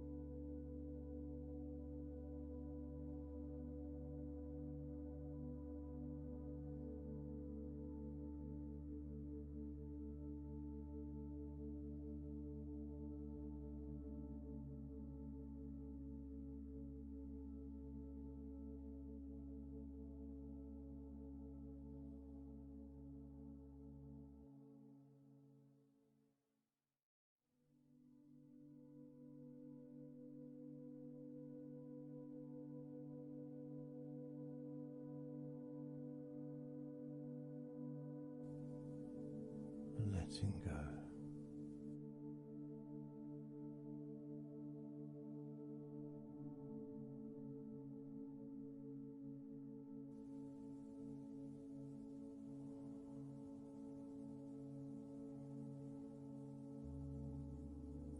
Maybe we can just focus on the different parts of your body, just to notice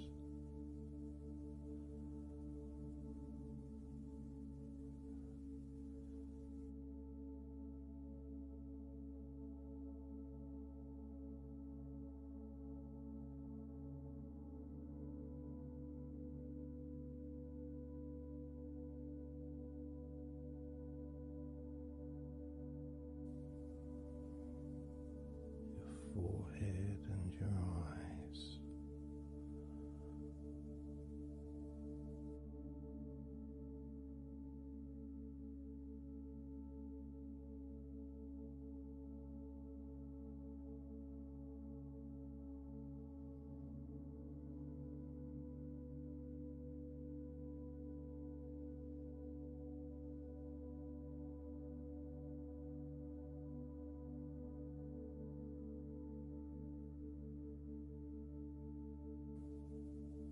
Your jaw,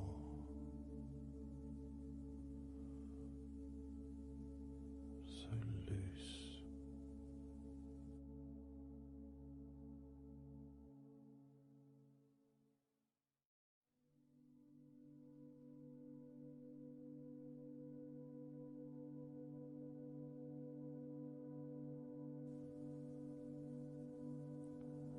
Noticing a sense of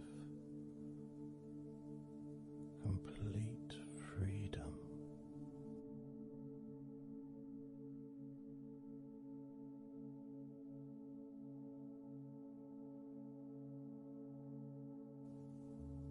Absolute freedom.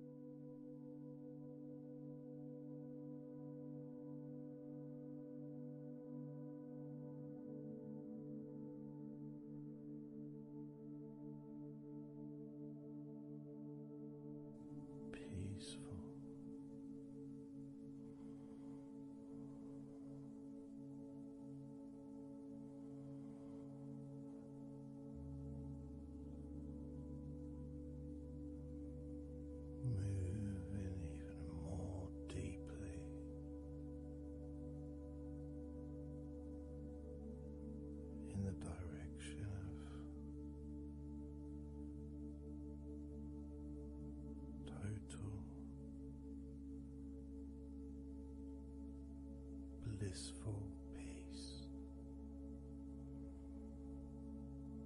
blissful peace.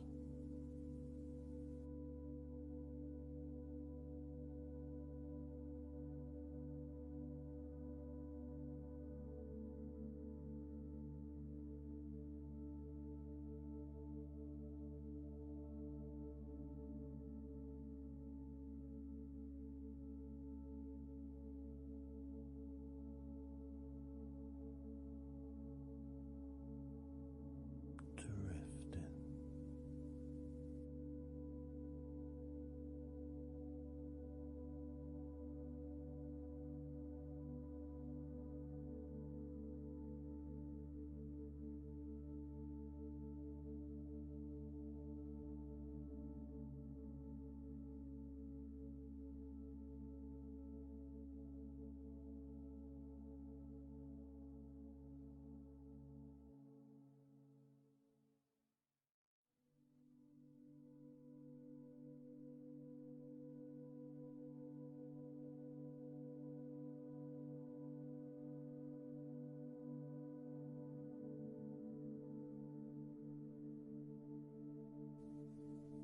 total peace.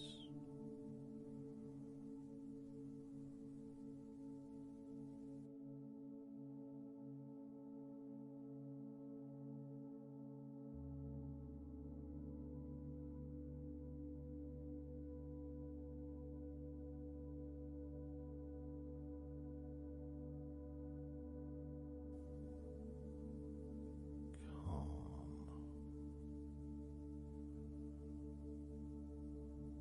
so calm,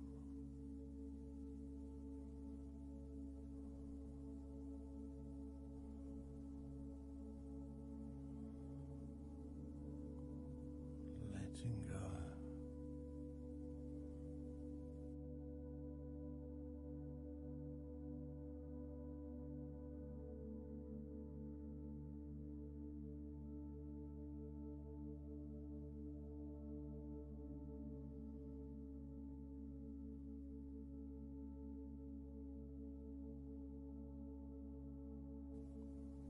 Peace of mind,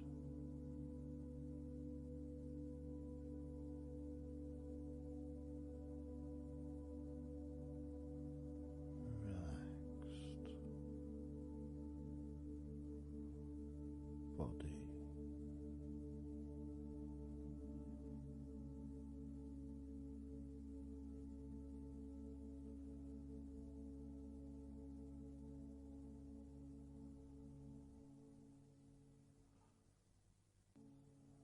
so relaxed,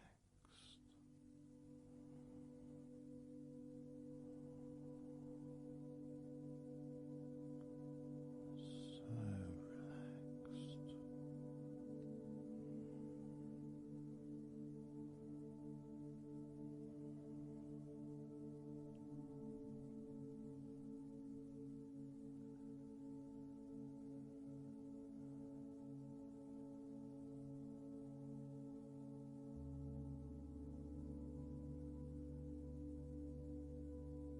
Your body feels almost invisible.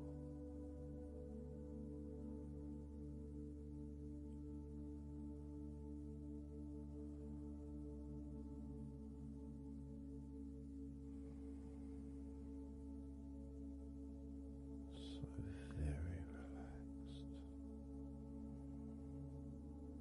and peaceful.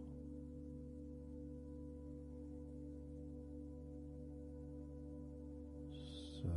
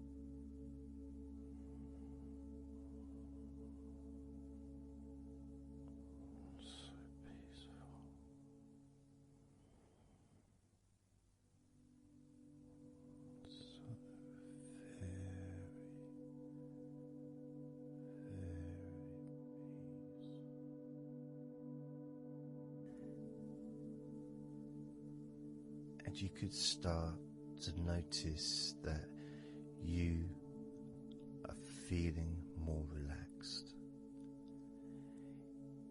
Even though I've not purposely focused your mind upon that sense of physical comfort that is growing within you throughout your body.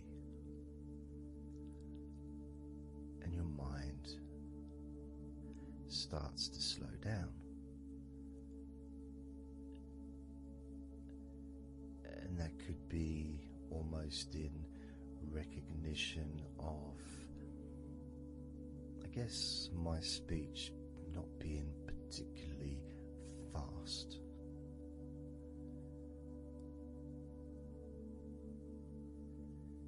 And things just generally feel calmer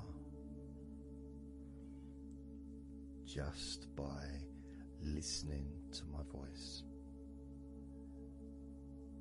You give yourself an opportunity to take a break from the day, take a break from your life as it is, and to give yourself a rest, giving yourself permission to take some time off and to allow your body to relax and allow your mind to slow down, which in turn releases the tension, any stresses that you had in your body.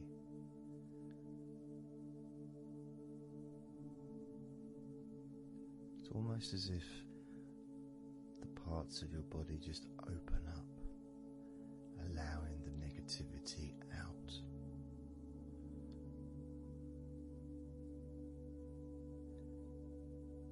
And at the same time, replacing that negativity with positive, healing energy, which then fills your body up and your mind too also starts to appreciate those feelings of increasing confidence and an almost uplifting feeling, positive healing, energy that spreads through your body like a wave of comfort. And all this comes from just allowing yourself a few minutes, maybe half an hour, however long you want it to be, to just rest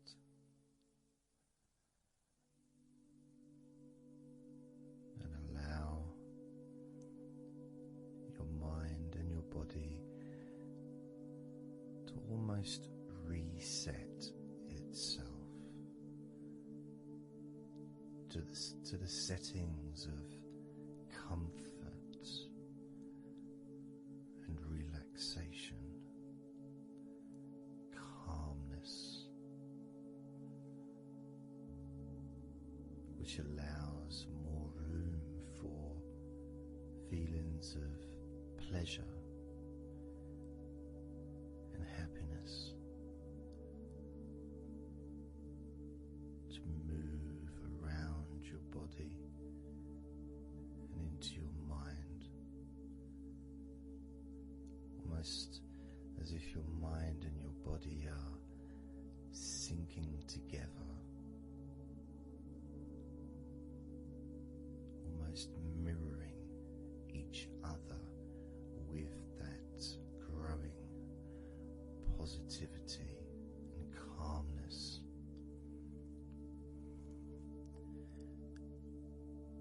feels nice. It really does feel nice to know that you are the one that has allowed yourself to feel more comfort and to experience more of this deep relaxation spreading throughout your body.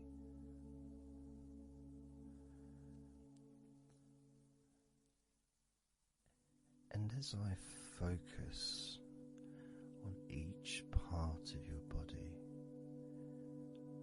you can notice that that part becomes even more relaxed just by focusing on it. It becomes even more calm and comfortable just by focusing. And as I move down your body, starting at your head, the parts that you've already focused on will continue to relax deeply, and those parts that we've not yet focused on will just automatically release any remaining tension in anticipation of even more comfort about to come.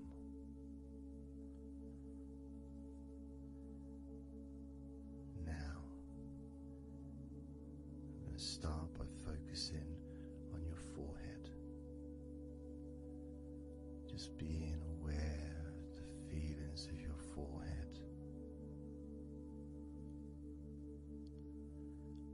Background sounds like Mr. Herbert the Pigeon can just allow you to feel even more relaxed. It just means you're in the moment. This isn't a sterile environment. This is the world. I live in the countryside. So there's lots of nature sounds around.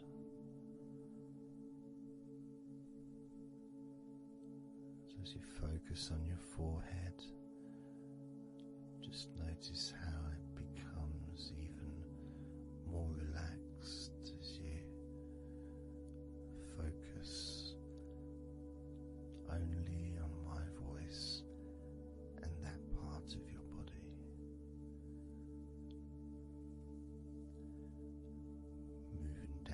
To your eyes, focusing on your eyes, noticing how your eyelids feel so heavy, yet so light at the same time, and all the muscles around your eyes relaxing completely.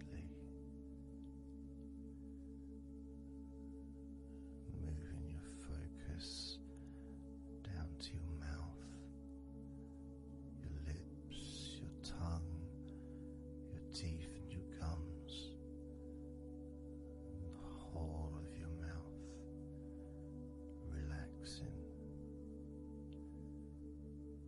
calm and loose.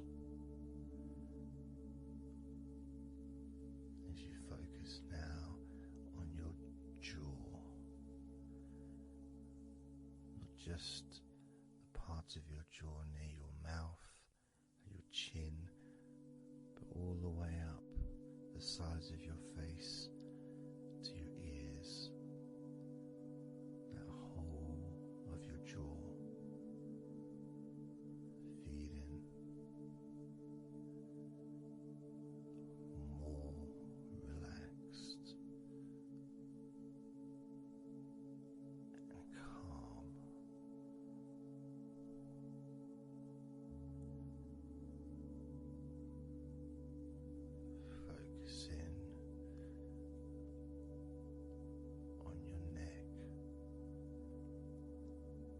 front of your neck and your throat.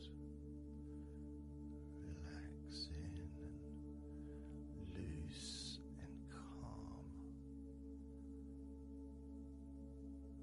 The sides of your neck, the right and left side of your neck, relaxed and loose and calm.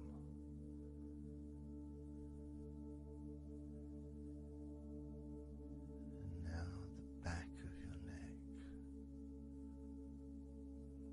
focusing on the back of your neck,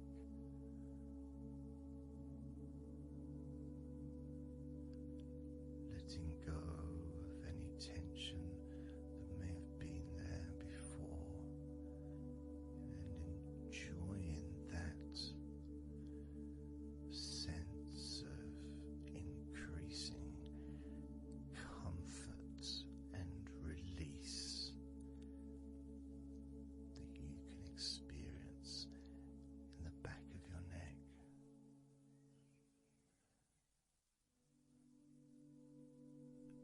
Moving down your back and moving either side of your spine, right from the top of your back all the way down to the bottom of your back.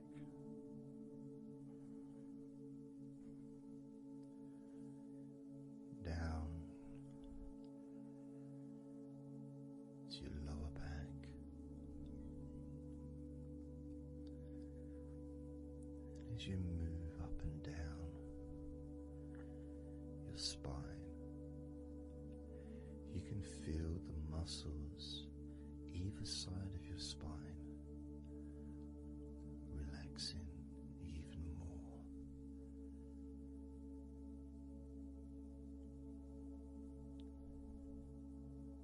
And as those muscles relax, that sense of comfort starts to spread outwards from your spine into both sides of your back. The top of your back, the middle and your lower back. And as you scan gently and slowly up and down your back, as the muscles in the top of your back relax and become looser, the muscles in the middle of your back also seem to just almost divide from each other, separating and almost melting.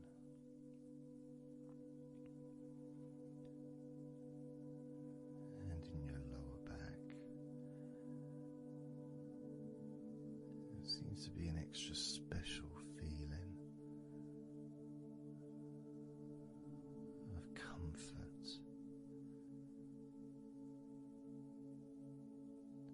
that spreads into your hips, so down your lower back and into your hips, into the area where your coccyx are, and into your buttocks, and all those muscles that spread from your lower back into your hip area start to melt, start to really let go.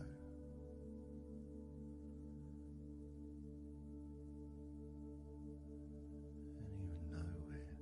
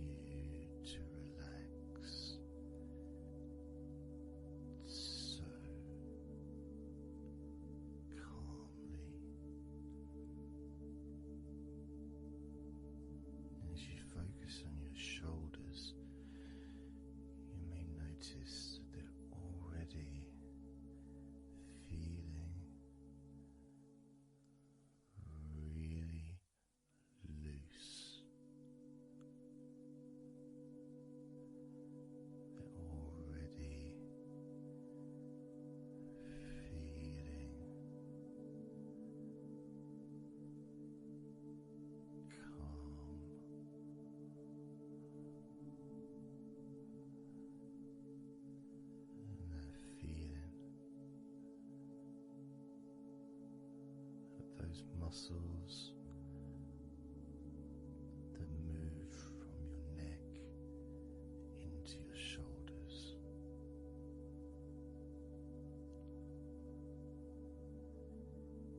Feel so soft and gentle, so smooth,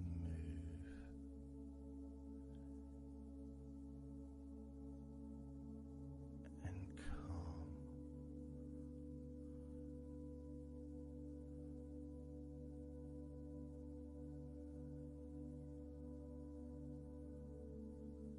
And the feeling in your shoulders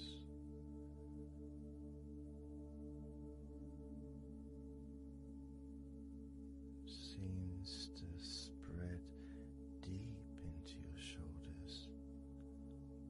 That sense of relaxation, not just traveling deeply into your muscles, but also relaxing the bones.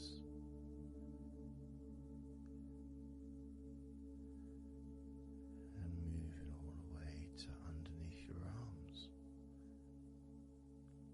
relaxing that whole area between the tops of your shoulders and underneath your arms, healing.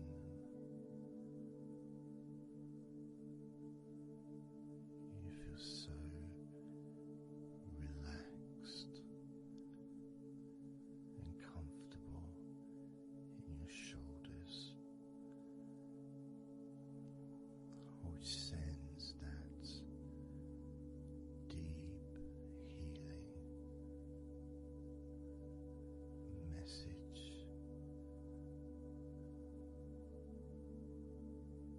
into your arms.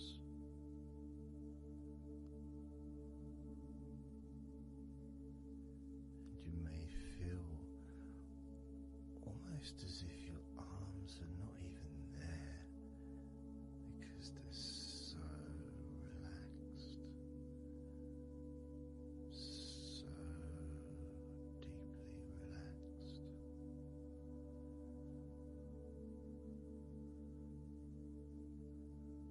So calm.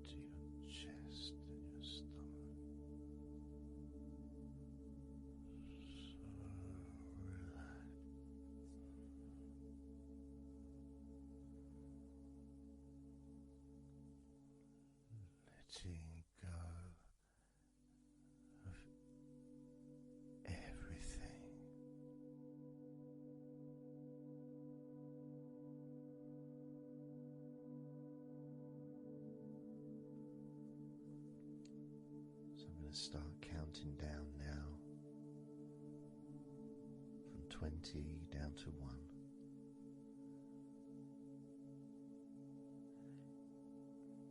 You can imagine, in a way, it's like just walking down some steps, and each step, all 20 steps, and each step represents a level of comfort.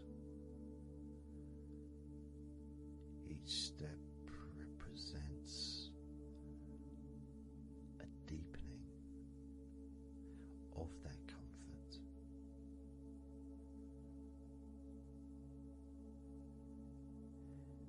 And the further you walk down those steps, the deeper and more relaxed you feel.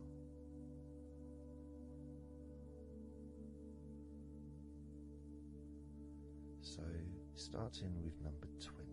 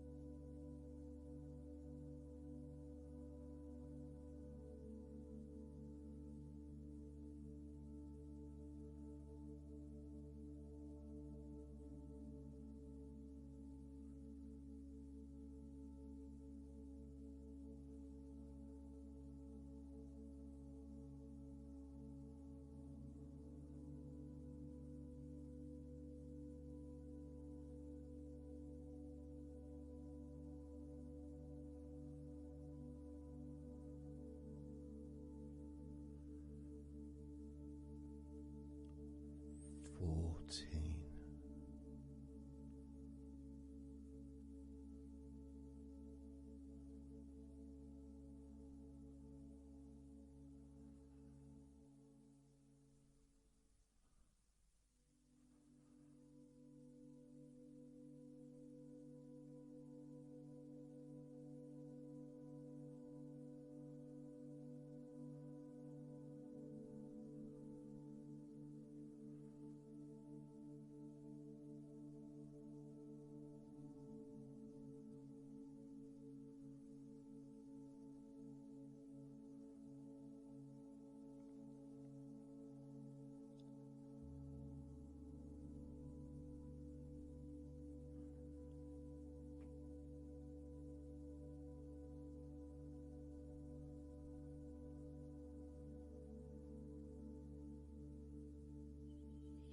13.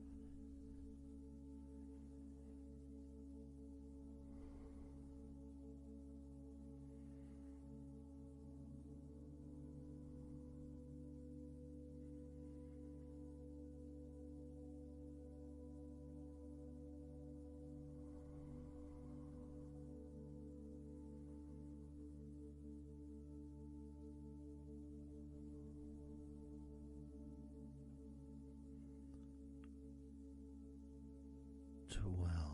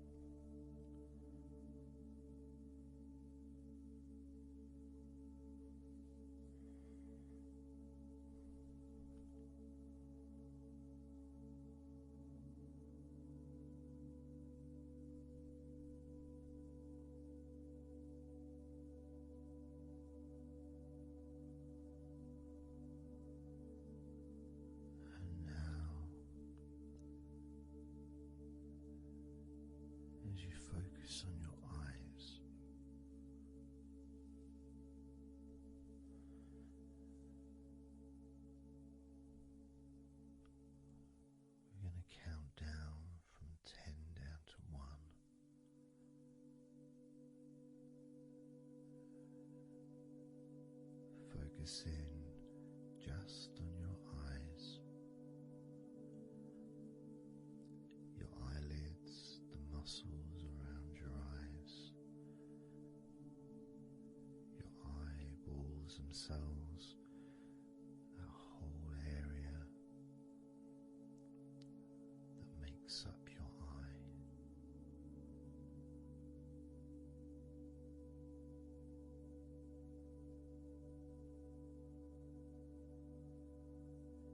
And as we count down from 10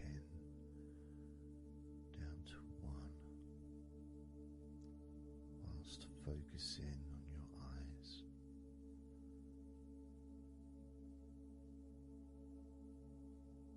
you will become twice as relaxed with each number counting down. And you may find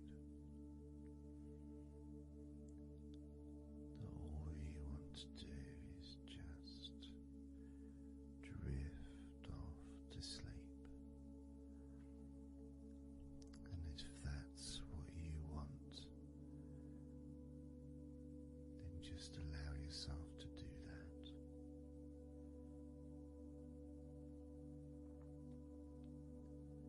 Now, focusing on your eyes, I'm going to begin counting down from 10 down to 1 right now.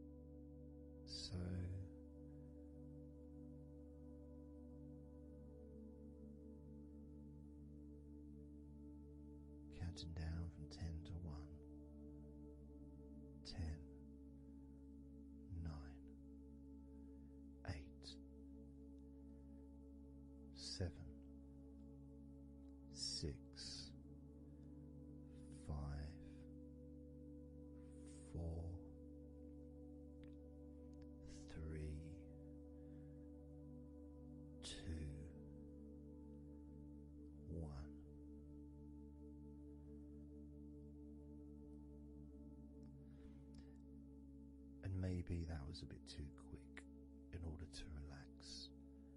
Maybe it's a bit too fast for you to notice the calming of your body.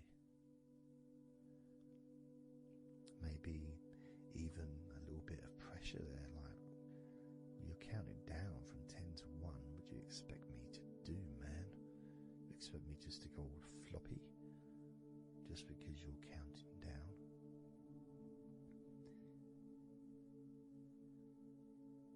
We could try again, but this time I'll go a bit slower.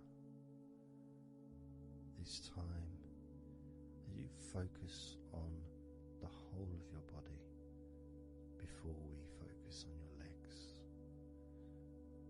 just notice how your body does start to feel more relaxed with every number that I count down. 10,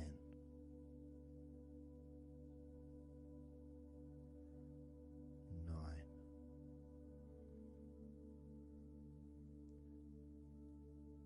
8,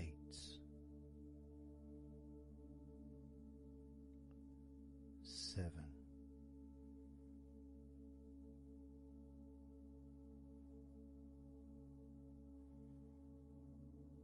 6,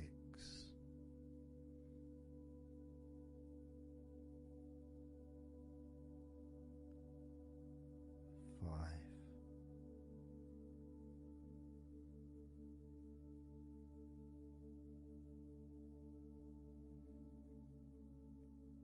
4,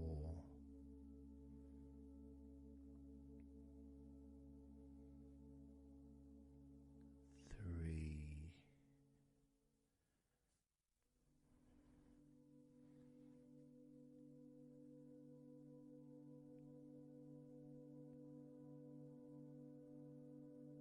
2,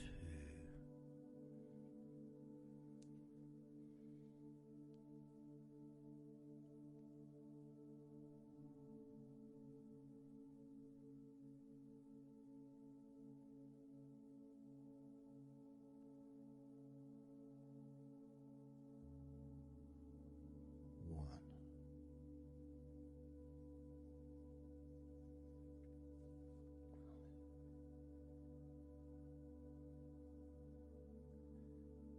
And just notice how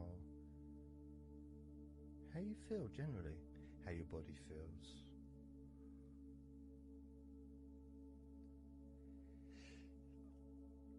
It's not necessarily even about counting down from 10 to 1. It's that space that you have, that space between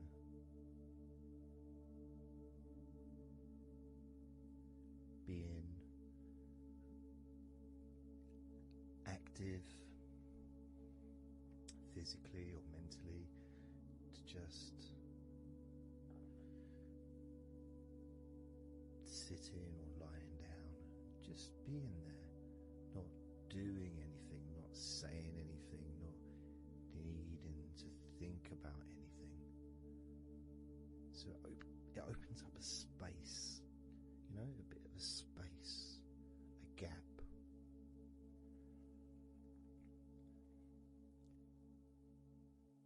And the more I count down from 10 to 1, the bigger that gap becomes.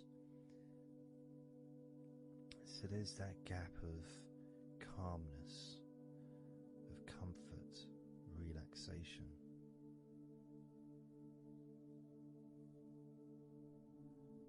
It's a nice feeling.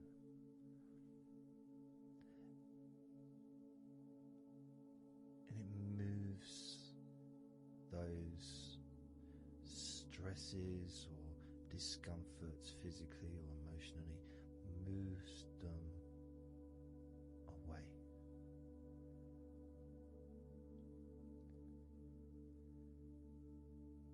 Allows you just slow down. So I'm going to count again from 10 down to 1 and notice that gap widening. The gap. And as it widens, it's almost like the stress and attention falls into the gap.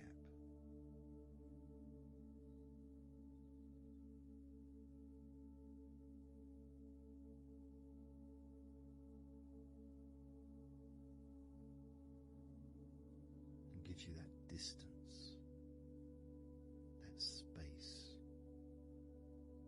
Now, 10, 9,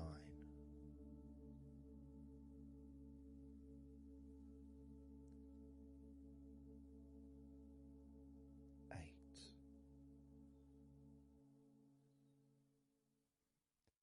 7,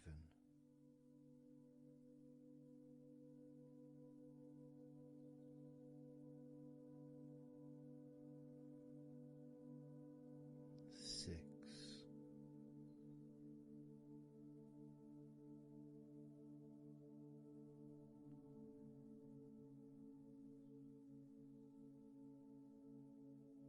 5,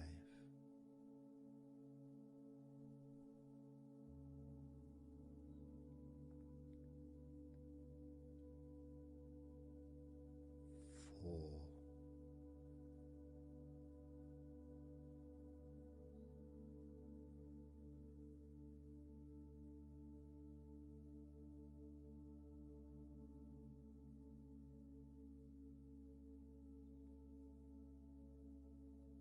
3, 2,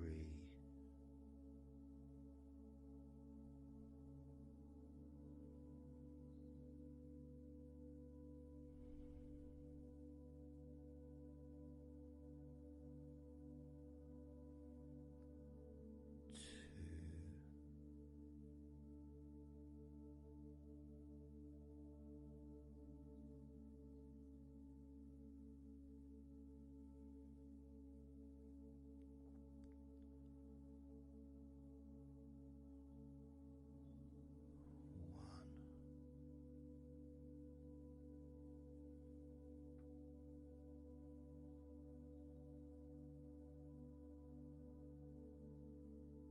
And how does your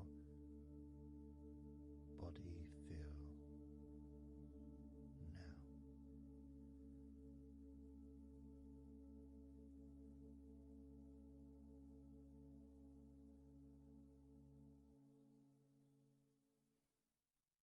Can you notice that you're feeling calmer?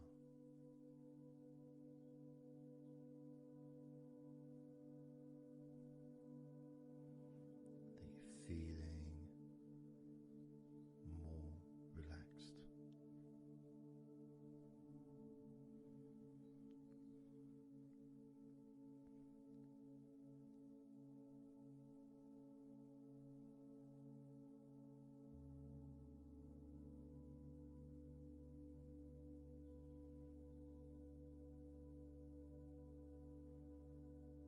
As we now focus on your legs, just your legs.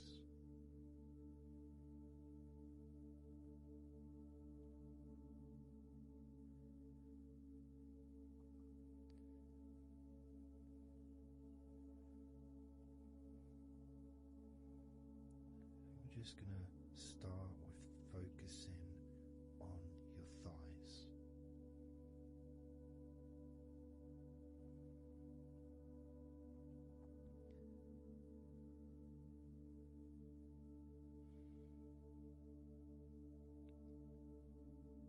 Of course, it's not the most exciting thing to be doing because I'm sure, like most of your body, there's not a lot going on right now.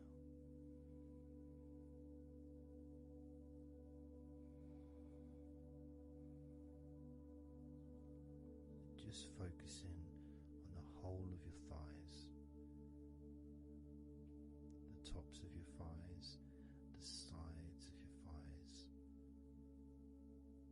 bottoms of your thighs, your outer thighs and your inner thighs.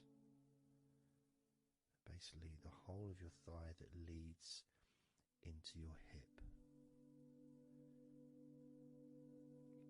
and then goes down to your knee joint.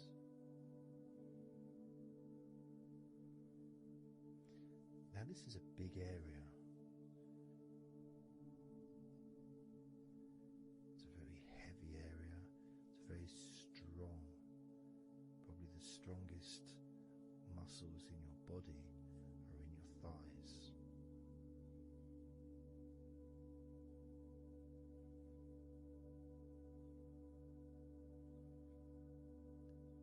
But I don't think we perhaps give enough attention to our thighs.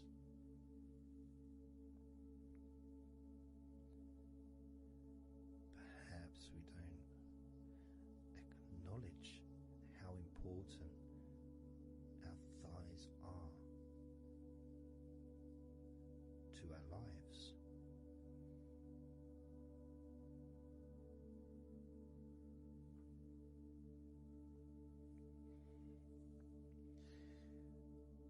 How much they actually do for us all through our lives.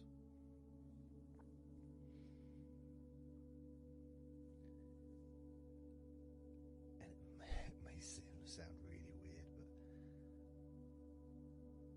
I think that all of our body parts,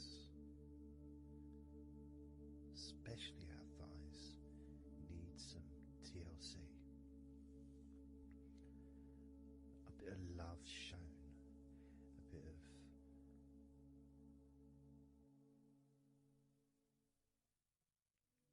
acknowledgement, a thank you, gratitude for what our thighs do for us.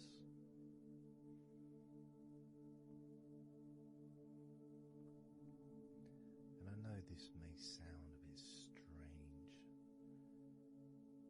Maybe you think, why am I? Surely I should be out in the garden hugging a tree or something. Well, it's hard to set a microphone up on a tree. That's why I'm doing this indoors, otherwise I would be outside hugging a tree. No, I can't see the television from the tree.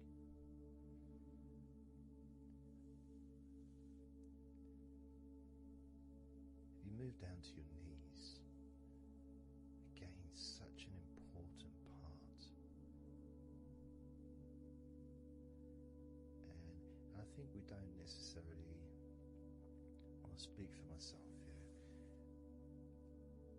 I don't necessarily appreciate all that my knees do for me until I have a problem with my knee. So occasionally if I have maybe I bash it or it's aching for some reason, it's then that I realise how much it does. You know, the benefit of being able to use my legs without any kind of physical discomfort is a beautiful thing that's possibly not appreciated until it's temporarily removed, you know, that comfort. But as you focus on your knees, regardless of how your knees feel,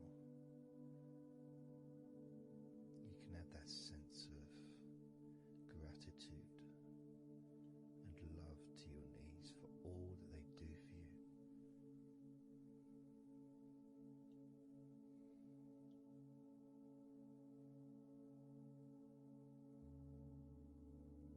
Still have that attention on your thighs, and maybe notice how your thighs feel. Maybe you've noticed that they are relaxing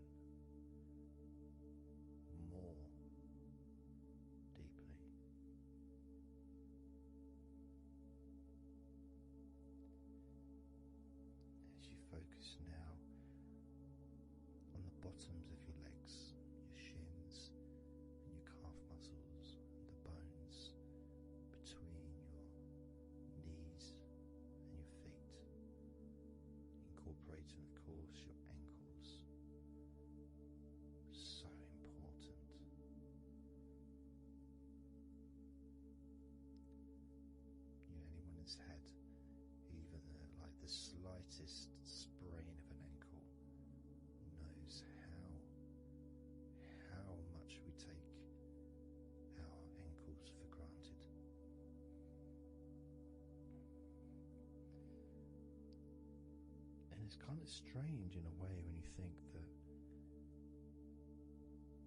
logically our wrists are a lot thinner than the rest of our arms, which is okay. Can't see any problem with that because we're just picking stuff up. But our ankles are so much thinner than the rest of our legs.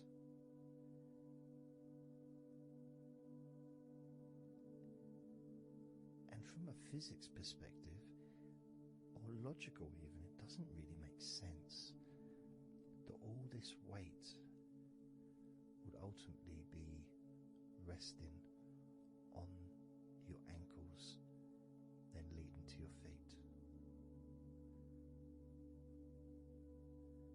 That thin area, thin bone. Yet it does so much great work. It supports us, supports our body for a lifetime. Helps us to balance, helps you to get around and be mobile.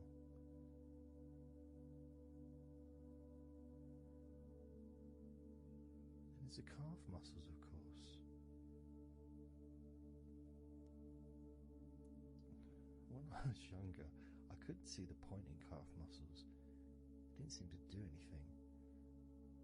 Okay, if I walked around on tiptoes, then my calf muscles get some work. But of course that's not true. The calf muscles are being used whenever we use our legs.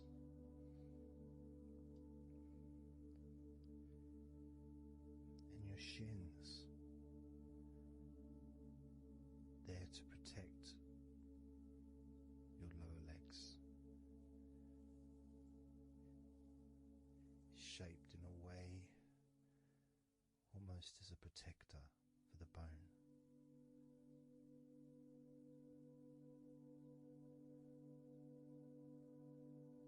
Leading, of course, to your ankles and your feet. But we're not going to focus on your feet, we're just going to focus on the legs. I realise that now that I've mentioned your feet, you're probably focusing on them anyway, so maybe I should focus on your feet a little bit. You can have them in your awareness, the same as you have your thighs in your awareness, even though we haven't been focusing on your thighs for a few minutes. Focusing on your ankles,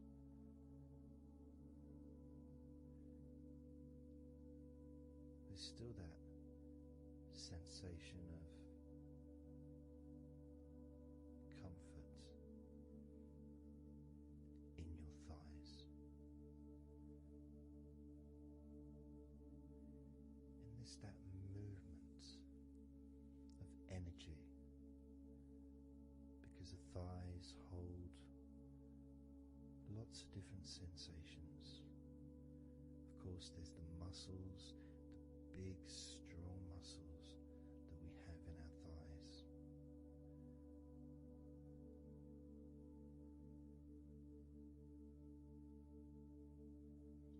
But the skin on the outside of the thighs, as in the outside of all of our body, can be very sensitive.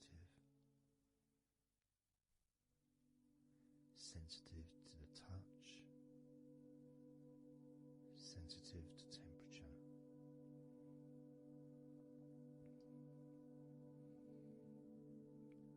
And inside your thighs, the bones, there's the muscle, there's the blood vessels, the arteries. All this stuff, it's inside your thighs. And I guess sometimes it'd be nice if you could actually put your fingers inside your thigh massage on the outside, of course, but to be able to get deep into the muscles and to be able to just massage inside your thighs, massaging the bones of your leg, massaging all the veins and just gently healing your thighs.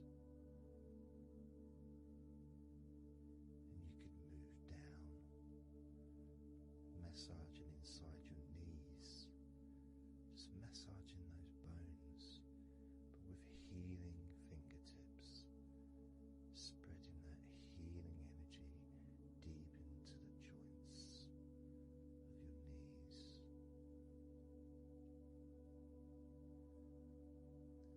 Of course, there's the back of your knee, you know, the inside crease where your knee is. It's a very sensitive area. Feels very nice when you stroke it. That might be because it's an area that's not really touched very often. It's almost like a hidden part, that crease in your legs. It's almost like a part that has a sensitivity which is a little bit different.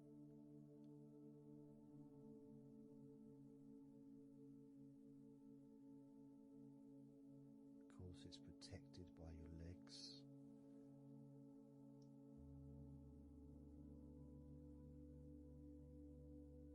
So you can imagine putting your fingers into that crease in your legs.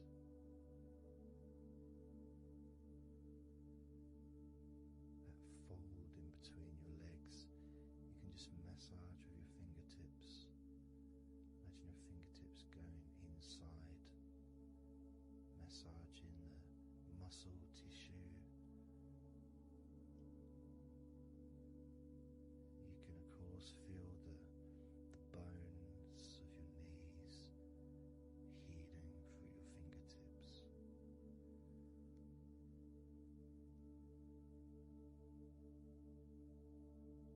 And then as you go down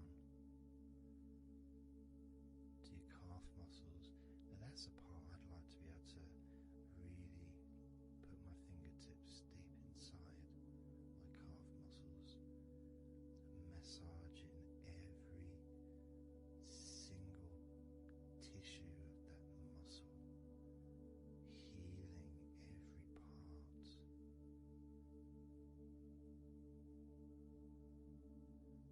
And then doing the same for my shins, massaging and gently stroking the bones, gently stroking them, healing in a loving way, because they deserve to be treated as the precious bones that they are, because our legs are so precious, as in all the other parts of our body. They're more precious than any jewel on the planet.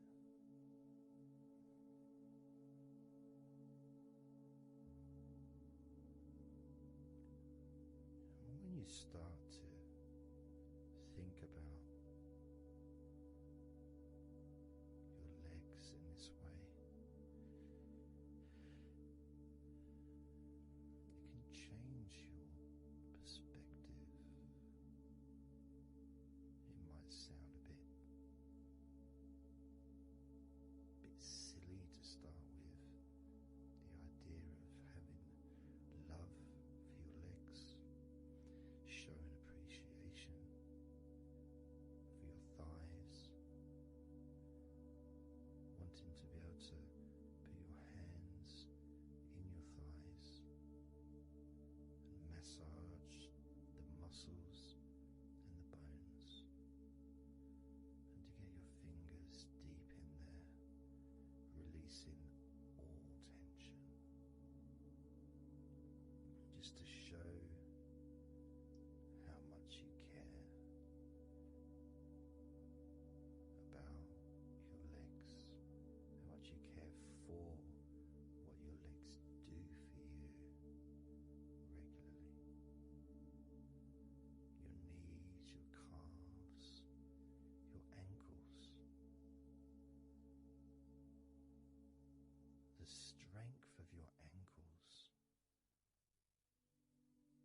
considering how thin they are compared to the rest of your legs, especially your thighs.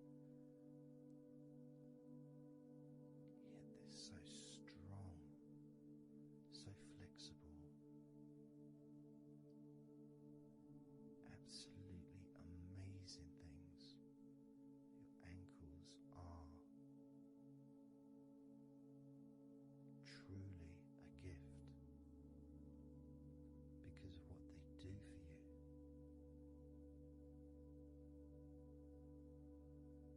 Supporting all that weight, regardless of what weight you are, even if you're only 8 stone, it's still a lot of weight for these little ankles. Now I'm a lot heavier than 8 stone, double that.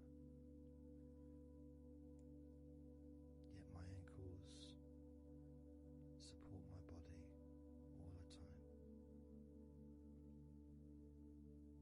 Although they do give off a sigh of relief when I sit down.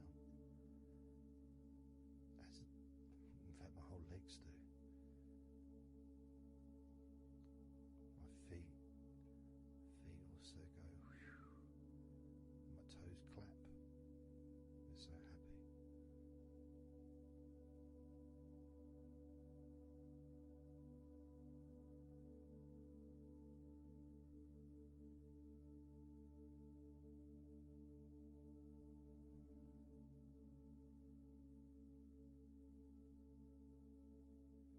Your legs really are amazing.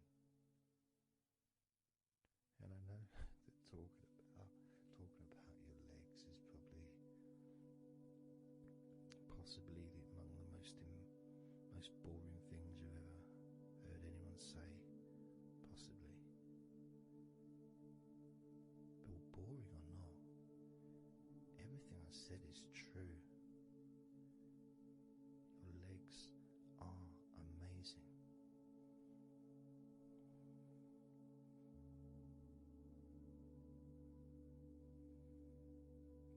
Your legs deserve not just respect,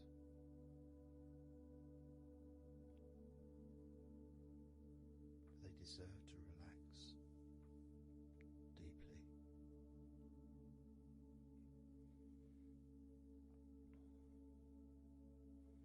They deserve to take some time out of the day to just let go completely.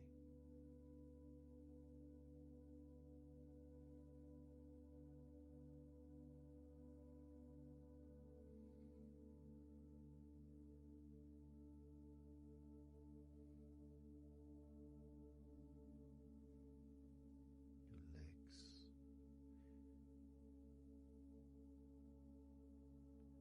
really can relax.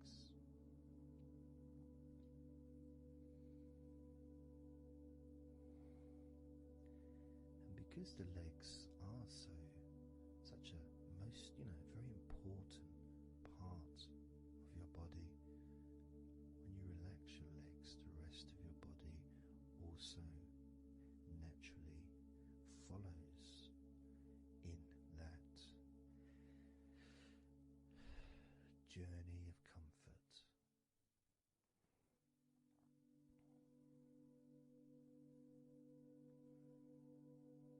I can feel it in my hips. My hips feel really loose. And also in my lower back as well. My lower back really feels stretched, even though I'm just sitting in a chair and there's no stretching as far as I'm aware that I'm doing. But it's almost as if the muscles are just relaxed so much that there is a natural stretch as the tension has reduced a lot.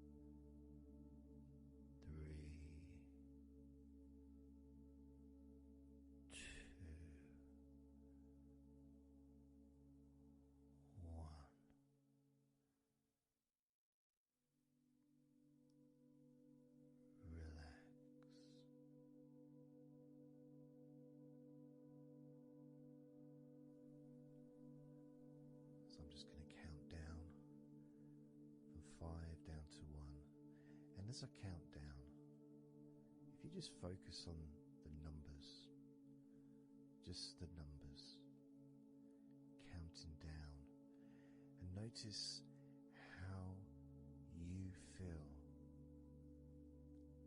in this moment as you hear the numbers counting down, knowing that those numbers counting down represent you feeling calmer, not just in your body but also relaxing your mind. Just notice how you feel. There's nothing to do, there's nothing to say, there's nothing to think about.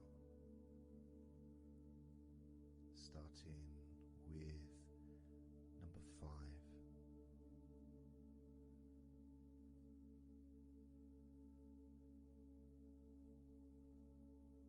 4.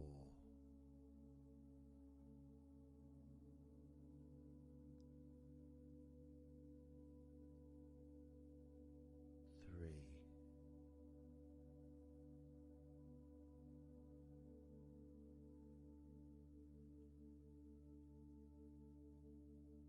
2.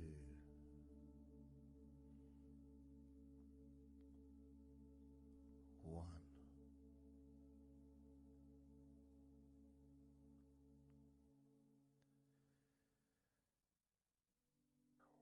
As you notice the gradual letting go of the tension in your body, you may also begin to notice and be aware of how your mind is starting to slow down. This is just a natural thing that happens. It's not really a special procedure. It's just natural because as your body relaxes, your mind also starts to relax. And the more your mind relaxes, the more your body relaxes. It's just a continuous circle of relaxation.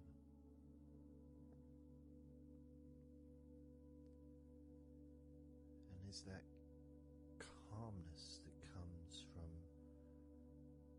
relative quietness. You know, even if there's background sounds, either your side or mine, it's still going to be quite calm. You know, you haven't got the television on, there's no music in the background unless you're listening to the recording with music, of course. You're very likely not going to be sitting in a room with other people. Of course you might be, but generally it's more ideal if you can do this on your own. So no distractions.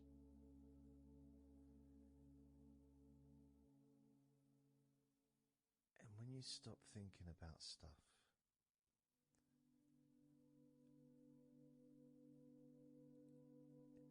relaxation automatically rises. A sense of comfort starts to grow. And without trying to build it up into something fantastical or something magical, this is just a natural process, something that's easy to accomplish. In fact, it's almost, the sense of relaxing completely happens really when you put no effort into it. It's not something that you can really force. It's something that happens naturally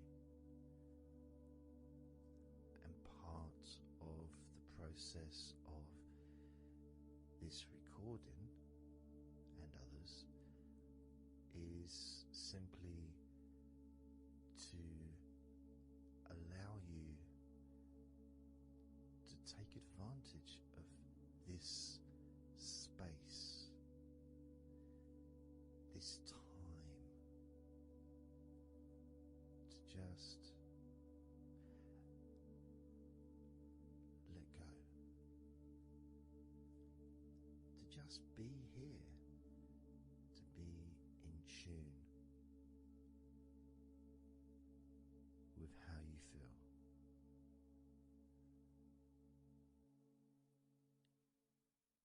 Yet with the intention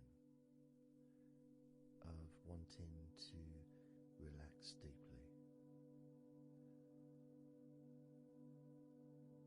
and maybe even to fall asleep, depending on what it is that you wish for yourself in this moment.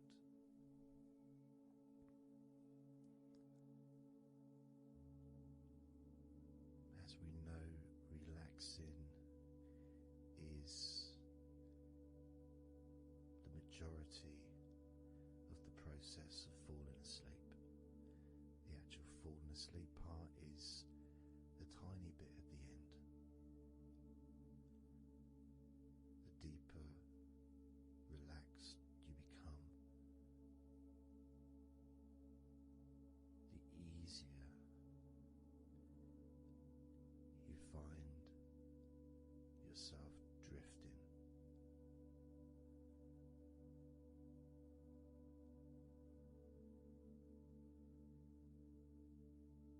But you can also, if you choose, stay focused on my voice and really enjoy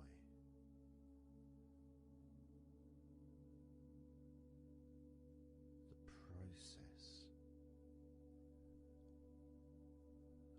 of gradually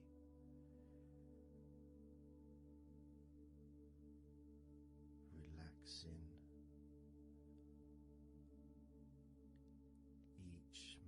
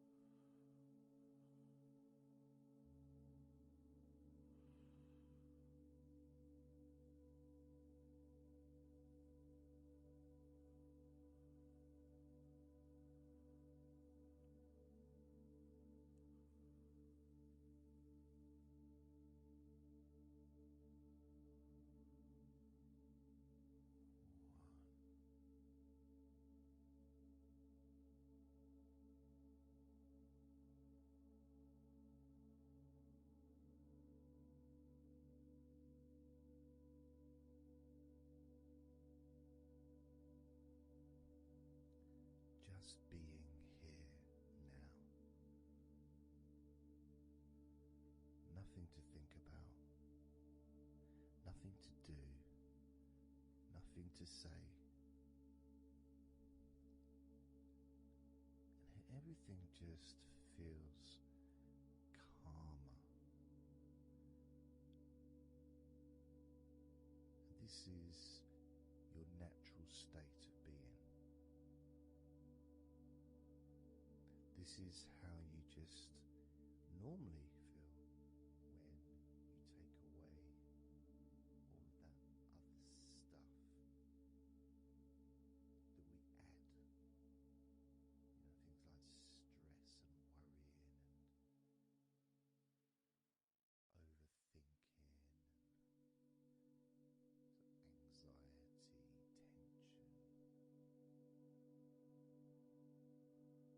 Just generally thinking about stuff.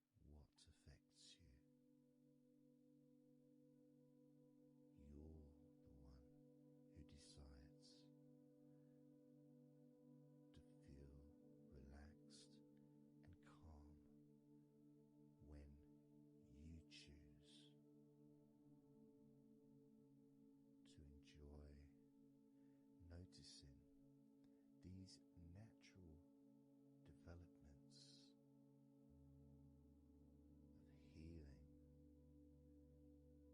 continuing to grow and improve your life day by day.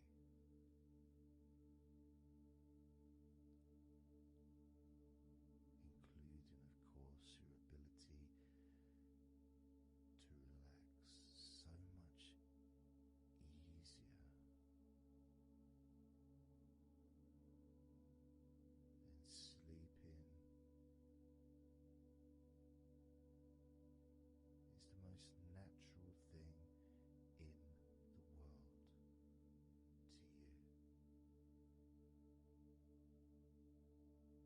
because falling asleep is something that you've done so many times in your life, and you know that you were born, as we all were, with the ability to fall asleep naturally.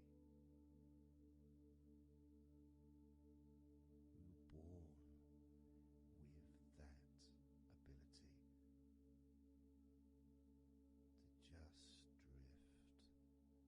with that ability to just drift off into a deep, healing sleep.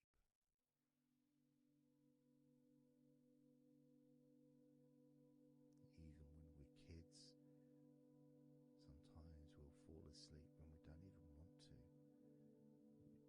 We try to stay awake. Maybe it's a birthday in the morning, or it's Christmas or holiday or something we look forward to. We don't want to go to sleep. But the more we want to stay awake, the more we just start to drift. And the more you fight drifting, the more you try to stop yourself from drifting asleep, the deeper and stronger that drifting becomes.